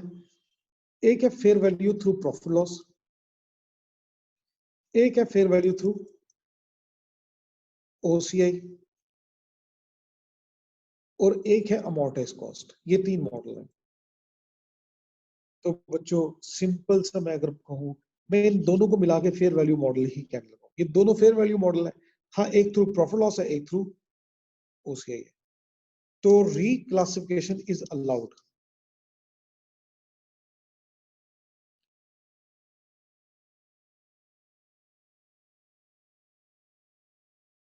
ओनली कब? From amortized cost to fair value or from fair value to amortized cost। ये बात थोड़ी टेक्निकल है, इसको समझिएगा। बज़ाहिर आपको लग रहा होगा कि समझ आ गई, लेकिन जब मैं आपसे क्वेश्चन पूछूंगा तो शायद आप गलती करेंगे इसका जवाब देने में। लिख लिया ये रूल या पढ़ लिया आपने, समझ आ गई? अब मैं आपसे क्वेश्चन पूछूं।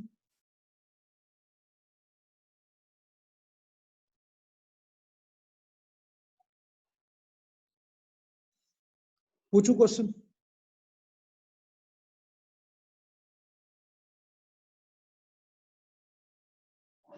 जी मैं रुक जाता हूं।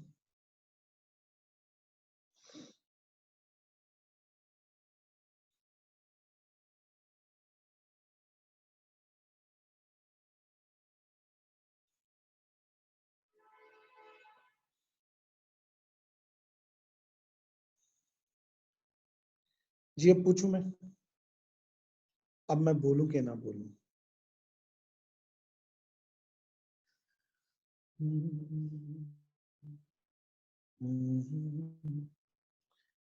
ना बोलूं मैं तो कलेजा फूंके, जो बोल तुम तो जुबान चले है।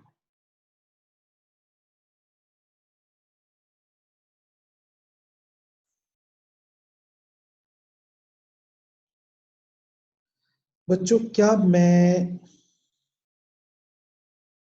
इस तरह की रिक्लासिफिकेशन कर सकता?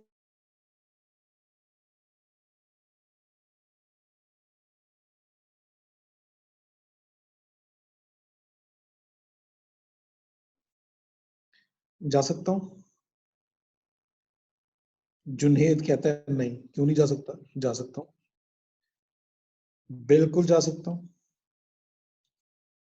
फेयर वैल्यू से अमोर्टाइज कॉस्ट पे क्यों नहीं जा सकते? हम जा सकते हैं। क्या अमोर्टाइज कॉस्ट से फेयर वैल्यू थ्रू ओसीआई पे आ सकता हूं?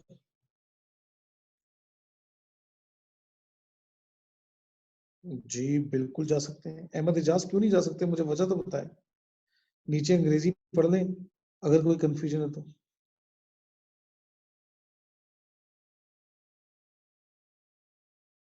प्रॉफिट लॉस वाले मॉडल पे जा सकता हूं? जी बिल्कुल जा सकते हैं।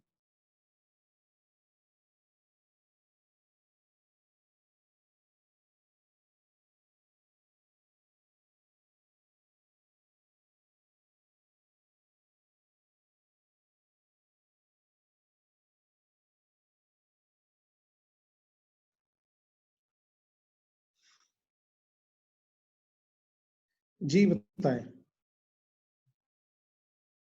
Fair value through profit loss से अमोर्टाइज कॉस्ट पे जा सकता हूं?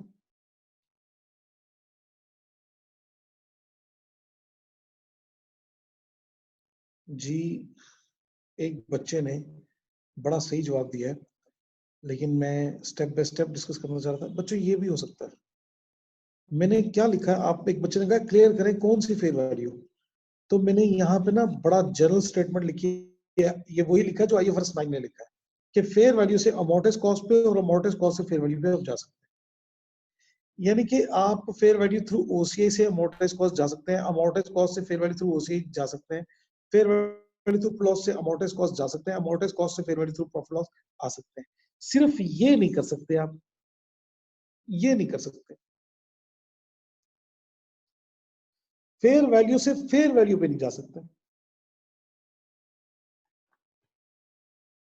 Interesting, my PC, you are right. तो फेयर वैल्यू से फेयर वैल्यू पे नहीं जा सकते, fair value through profit loss पे, या फेयर वैल्यू थ्रू ओसीआई से प्रॉफिट लॉस, या fair value through profit loss से ओसीआई, ये काम नहीं कर सकते, बाकी सारे काम कर सकते।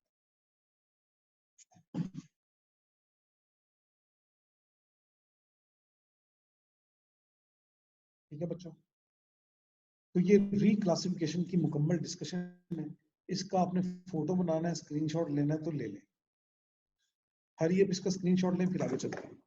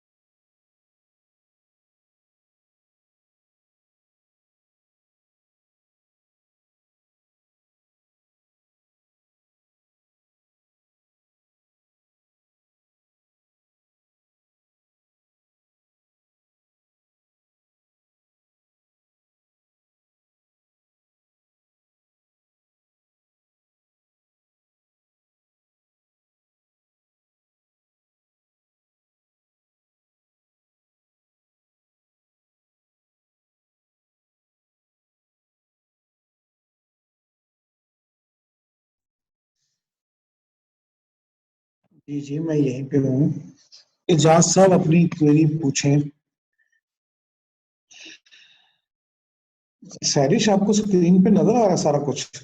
इक्विटी में इन्वेस्टमेंट है तो रिक्लासिफिकेशन की इजाजत ही नहीं।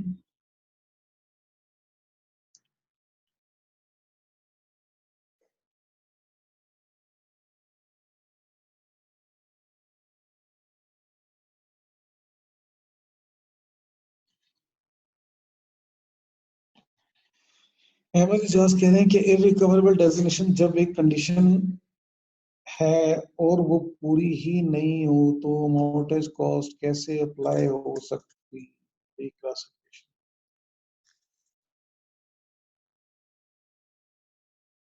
में? तो ये पूरी नहीं होगी कंडीशन। अहमद इजाज जो कहता है वही होता है यार, पता नहीं क्या कह रहे हो आप, हमें नहीं समझ आई। कुछ ना समझे खुदा करे कोई, इब्ने मरियम हुआ करे कोई। तो हमें नहीं समझ आई आपने क्या कहा। ठीक है।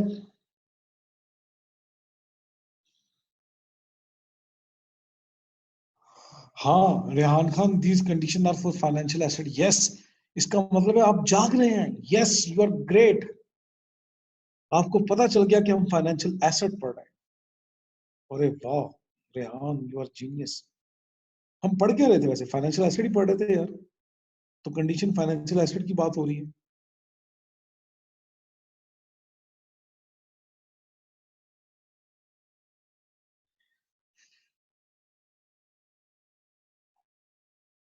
अहमद इजाज, मजा ही है कि बात समझाए बगैर बंदे को समझ आ जाए। ठीक है ना, तो आपको आपके सवाल का जवाब मिल गया। खत्म बात, कहानी खत्म। चले आगे।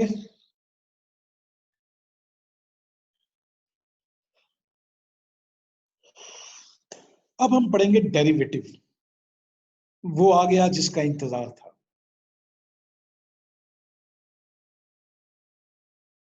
पढ़े डेरिवेटिव। डेरिवेटिव,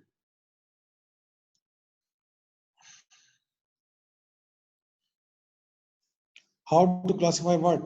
रेहान खान, क्या क्या कह रहे हैं, किसको क्लासिफाई करना है? अब हम जो नेक्स्ट चीज पढ़ने लगे हैं आईएफआरएस 9 में, वो है डेरिवेटिव।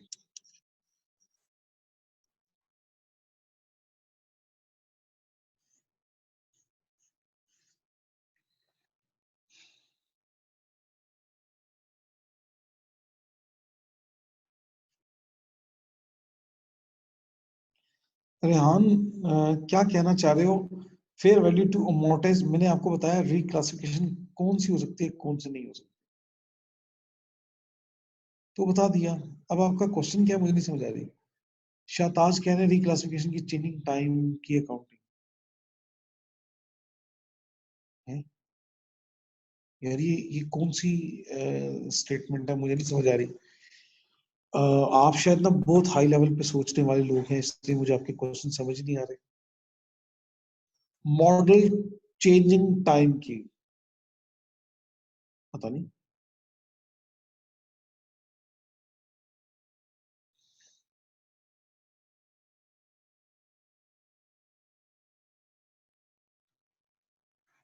अच्छा, सीधा गल कर यार, मतलब एंट्री क्या पास होगी, ये हुई ना आसान बात, मेरे लेवल की बात। एंट्री क्या पास होगी?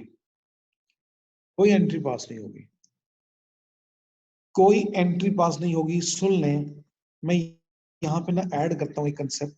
Reclassification is allowed from amortise cost to fair value और from fair value to amortise cost prospectively. इस एक लफ्ज के अंदर बड़ी कहानी छुपी हुई है कि आज से पहले जो अकाउंटिंग हो चुकी सो हो चुकी, उन गेन लॉसेस को नहीं छेड़ेंगे। बस आज के बाद हम अगर फेयर वैल्यू पे जाने लगे हैं तो आज के बाद जो गेन लॉस होगा उसको रिकॉर्ड करेंगे। और अगर हम अमोर्टाइज कॉस्ट पे जाने लगे तो आज के बाद हम फेयर वैल्यू को कंसिडर नहीं करेंगे। ठीक है? जो आज तक प्रोस्पेक्टिव का मतलब क्या होता है? एक लफ्ज होता है रेट्रोस्पेक्टिव, यानी कि प्रीवियस ईयर से चेंज करेंगे। एक होता है प्रोस्पेक्टिव, इस हम नेक्स्ट ईयर से चेंज करेंगे, हम पिछले सालों की अकाउंटिंग को भूल जाएंगे। ठीक है?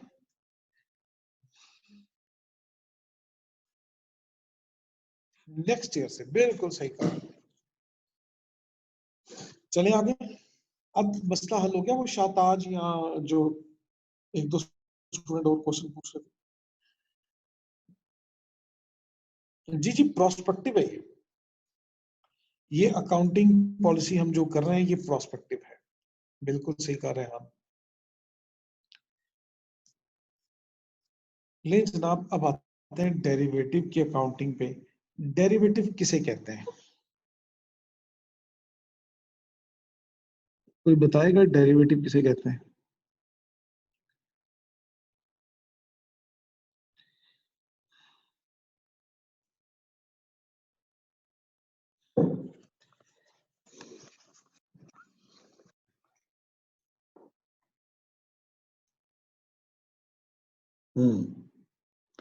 Gambling, change. अच्छा बच्चों, डेरिवेटिव का लफ्ज निकला डिराइव से। डिराइव से, जिसकी वैल्यू किसी और चीज से डिराइव होती हो। हाँ, फाइजा खान ने काफी हद तक बताया। जी, जिसकी वैल्यू कहीं और से डिराइव होती हो। अभी मैं एग्जांपल दूंगा तो क्लियर हो जाएगी बात। एक एग्जांपल ऑलरेडी मैं दे चुका हूँ फाइनेंशियल एसेट की डेफिनेशन करते हुए।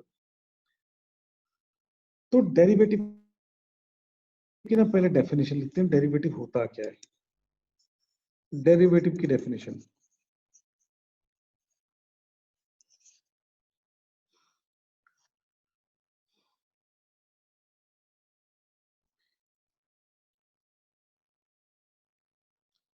ये एक ऐसा फाइनेंशियल इंस्ट्रूमेंट है, इज अ फाइनेंशियल इंस्ट्रूमेंट, है ये भी फाइनेंशियल इंस्ट्रूमेंट ही।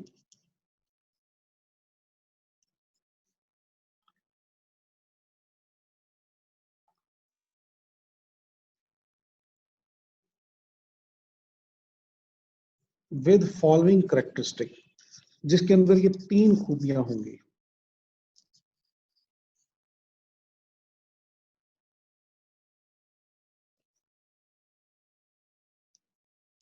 पहली, इट्स वैल्यू चेंजेस, यानी कि डिराइव होती है इन रिस्पॉन्स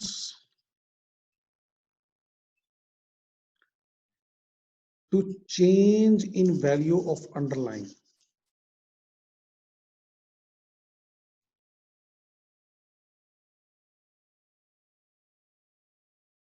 इस बात को समझें, अंडरलाइन किसे कहते हैं और वैल्यू चेंज होना, डिराइव होने का मतलब क्या है? जी बिल्कुल खिजर, आप और रेहान सही कह रहे हैं, लेकिन अब मेरी बात सुन लें। मैंने आपको ना फाइनेंशियल एसेट की डेफिनेशन डिस्कस करते वक्त आज से 2 दिन पहले एक फॉरवर्ड एग्रीमेंट की एग्जांपल दी थी कि मैं डीलर से कहता हूँ मुझे ना $1 मिलियन चाहिए आज से 3-4 महीने बाद, लेकिन मुझे डर है कि डॉलर का रेट बढ़ ना जाए, तो उसने आज मुझे एग्रीमेंट कर लिया 165 का आपको डॉलर देंगे चाहे डॉलर का रेट कुछ भी हो जाए। अब 165 एज्यूम कर लेते हैं कि हम एग्रीमेंट कर लेते हैं, और अगर डॉलर का रेट हो जाता है 170, तो मुझे डॉलर का रेट, एक मिनट, अब ना मैं एक एग्जांपल को न्यूमेरिकली यहाँ पे लिख के एक्सप्लेन कर रहा हूँ। डॉलर का रेट हो गया 170 पीकेआर। मुझे इस कॉन्ट्रैक्ट की वजह से ₹5 का फायदा हो रहा है।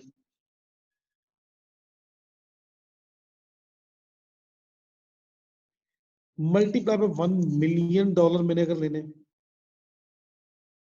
तो मुझे 5 मिलियन का बेनिफिट हो रहा है। लेकिन अगर ये डॉलर का रेट 172 हो जाता है, तो मुझे 5 का नहीं ₹7 का फायदा होगा, क्योंकि मुझे तो 165 का मिलना है इन एनी केस। तो जैसे जैसे डॉलर का रेट बढ़ता जाएगा, 172 हुआ, 174 हुआ, 175 हुआ, 176 हुआ, डॉलर का रेट जैसे जैसे बढ़ेगा, जैसे जैसे बढ़ रहा है, मेरे इस फॉरवर्ड एग्रीमेंट से मुझे उतना ज्यादा फायदा होगा। जैसे 176 का हो जाए तो मुझे ₹11 का फायदा होगा, क्योंकि मुझे तो 165 का मिलना है, वो डॉलर जो 176 का है, तो मुझे 11 का फायदा होना है। तो इस फॉरवर्ड एग्रीमेंट की वर्थ है 11 मिलियन, क्योंकि इस एग्रीमेंट, इस कागज के टुकड़े की वजह से आपको 11 मिलियन का फायदा हो रहा है। तो इस एग्रीमेंट की, इस फॉरवर्ड एग्रीमेंट की वर्थ है 11 मिलियन। अगर मैं कहूं कि खुदा ना खास्ता डॉलर 180 का हो जाए, तो इस कागज के टुकड़े की एग्रीमेंट की वैल्यू हो गई 15 मिलियन।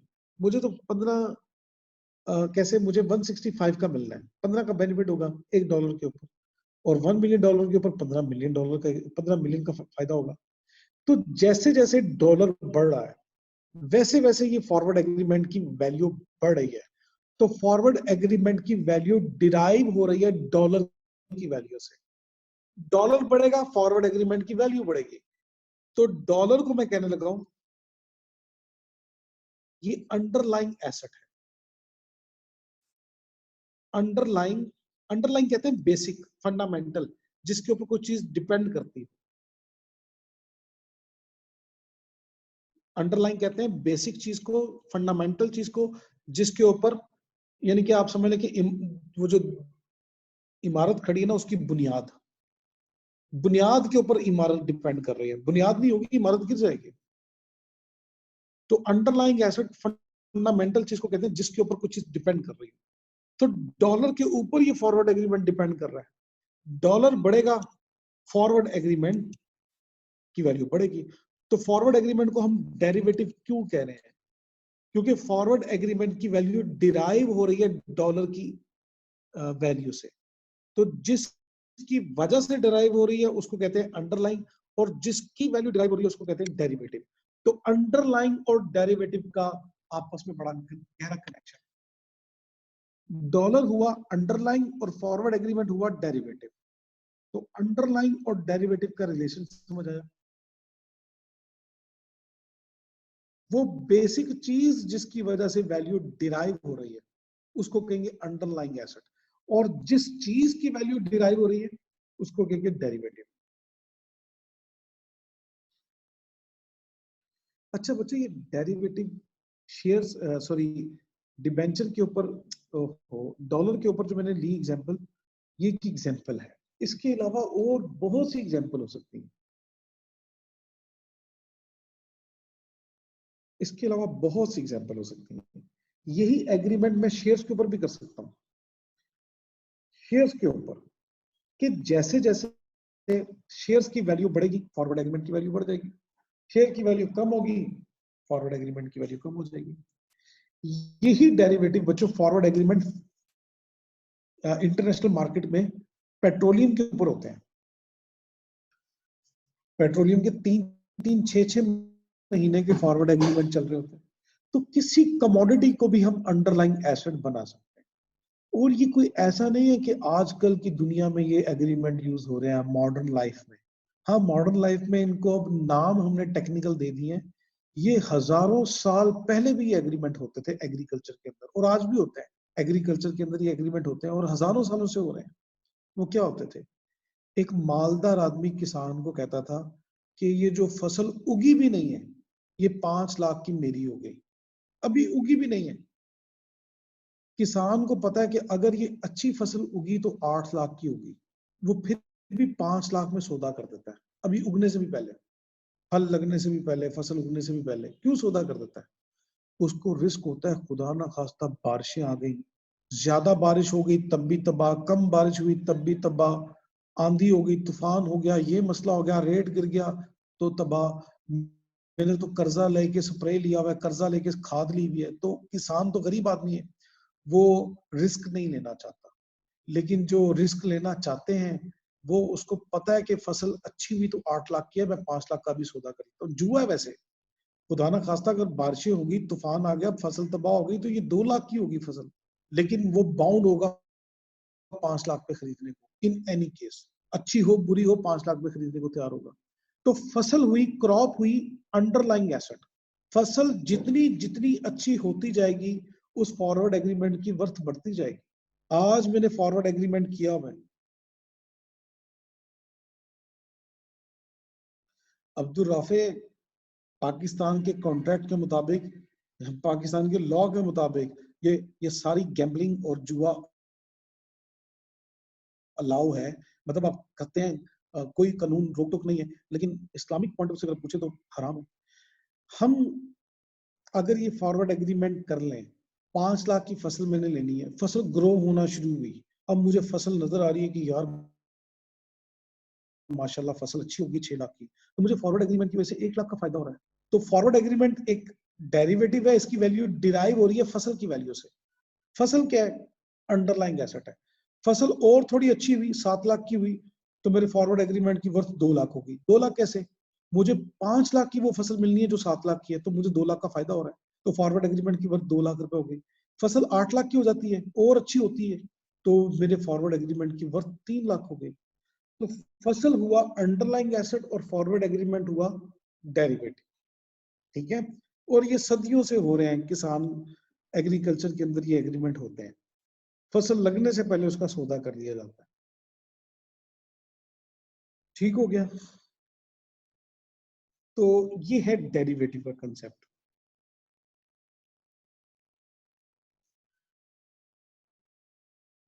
डेरिवेटिव की पहली निशानी ये है कि इसकी वैल्यू डिराइव होती है किसी अंडरलाइंग एसेट से।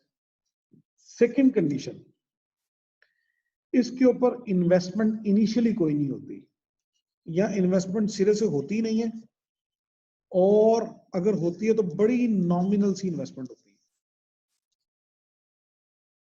यानी कि आपने जब फसल का एग्रीमेंट किया, तो हो सकता है आप किसान को कोई टोकन मनी दे दें, 10,000 रुपया, 5,000 रुपया, हो सकता है ये भी ना दे, खाली जुबानी एग्रीमेंट कर ले। नो और नॉमिनल इनिशियल नेट इन्वेस्टमेंट। इसके ऊपर हो सकता है इन्वेस्टमेंट जीरो हो, या हो सकता है बिल्कुल थोड़ी सी। थर्ड, इसकी तीसरी निशानी है, ये लाजमी सेटल होगा किसी फ्यूचर डेट में। It is to be settled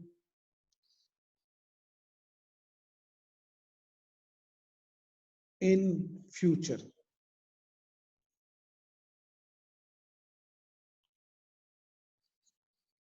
बल्कि एट फ्यूचर डेट कर लें, एट फ्यूचर डेट, किसी फ्यूचर की डेट में। आज अगर जून है तो ये अगस्त में, अक्टूबर में, नवंबर में सेटल होगा। तो ये 3 निशानियां जिसमें होंगी, जिस फाइनेंशियल इंस्ट्रूमेंट में, वो कहलाएगा डेरिवेटिव। ठीक है? इसकी एग्जांपल्स मैंने जो बोली है वो सिर्फ अभी तक मैंने बोली है फॉरवर्ड एग्रीमेंट, लेकिन कल मैं जब इसको कंटिन्यू करूंगा तो मैं आपको बताऊंगा कि फॉरवर्ड एग्रीमेंट के अलावा एक चीज होती है फ्यूचर एग्रीमेंट, एक चीज होती है ऑप्शन, और एक चीज होती है स्वैप, और एक चीज होती है स्वैप्शन। तो इंशाल्लाह इन चीजों के साथ हम कल स्टार्ट करेंगे। तो आज की डिस्कशन को यहीं पे रोकेंगे। हमने डेरिवेटिव स्टार्ट किया है, डेरिवेटिव के साथ इंटरकनेक्टेड है हेजिंग। तो कल का लेक्चर नहीं, इनफैक्ट अब नेक्स्ट मंडे का जो लेक्चर है वो हमारा बहुत इंपॉर्टेंट होगा। तो बी रेगुलर, इंशाल्लाह अपनी डिस्कशन को आगे बढ़ाएंगे। See you then, thank you very much and अल्लाह हाफिज जी, मंडे इंशाल्लाह।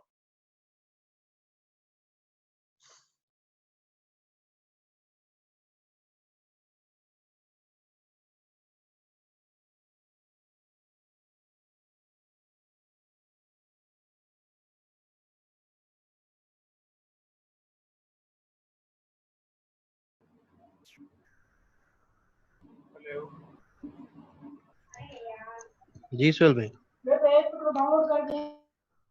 सर आज फिर जल्दी चले गए, चलो ठीक है।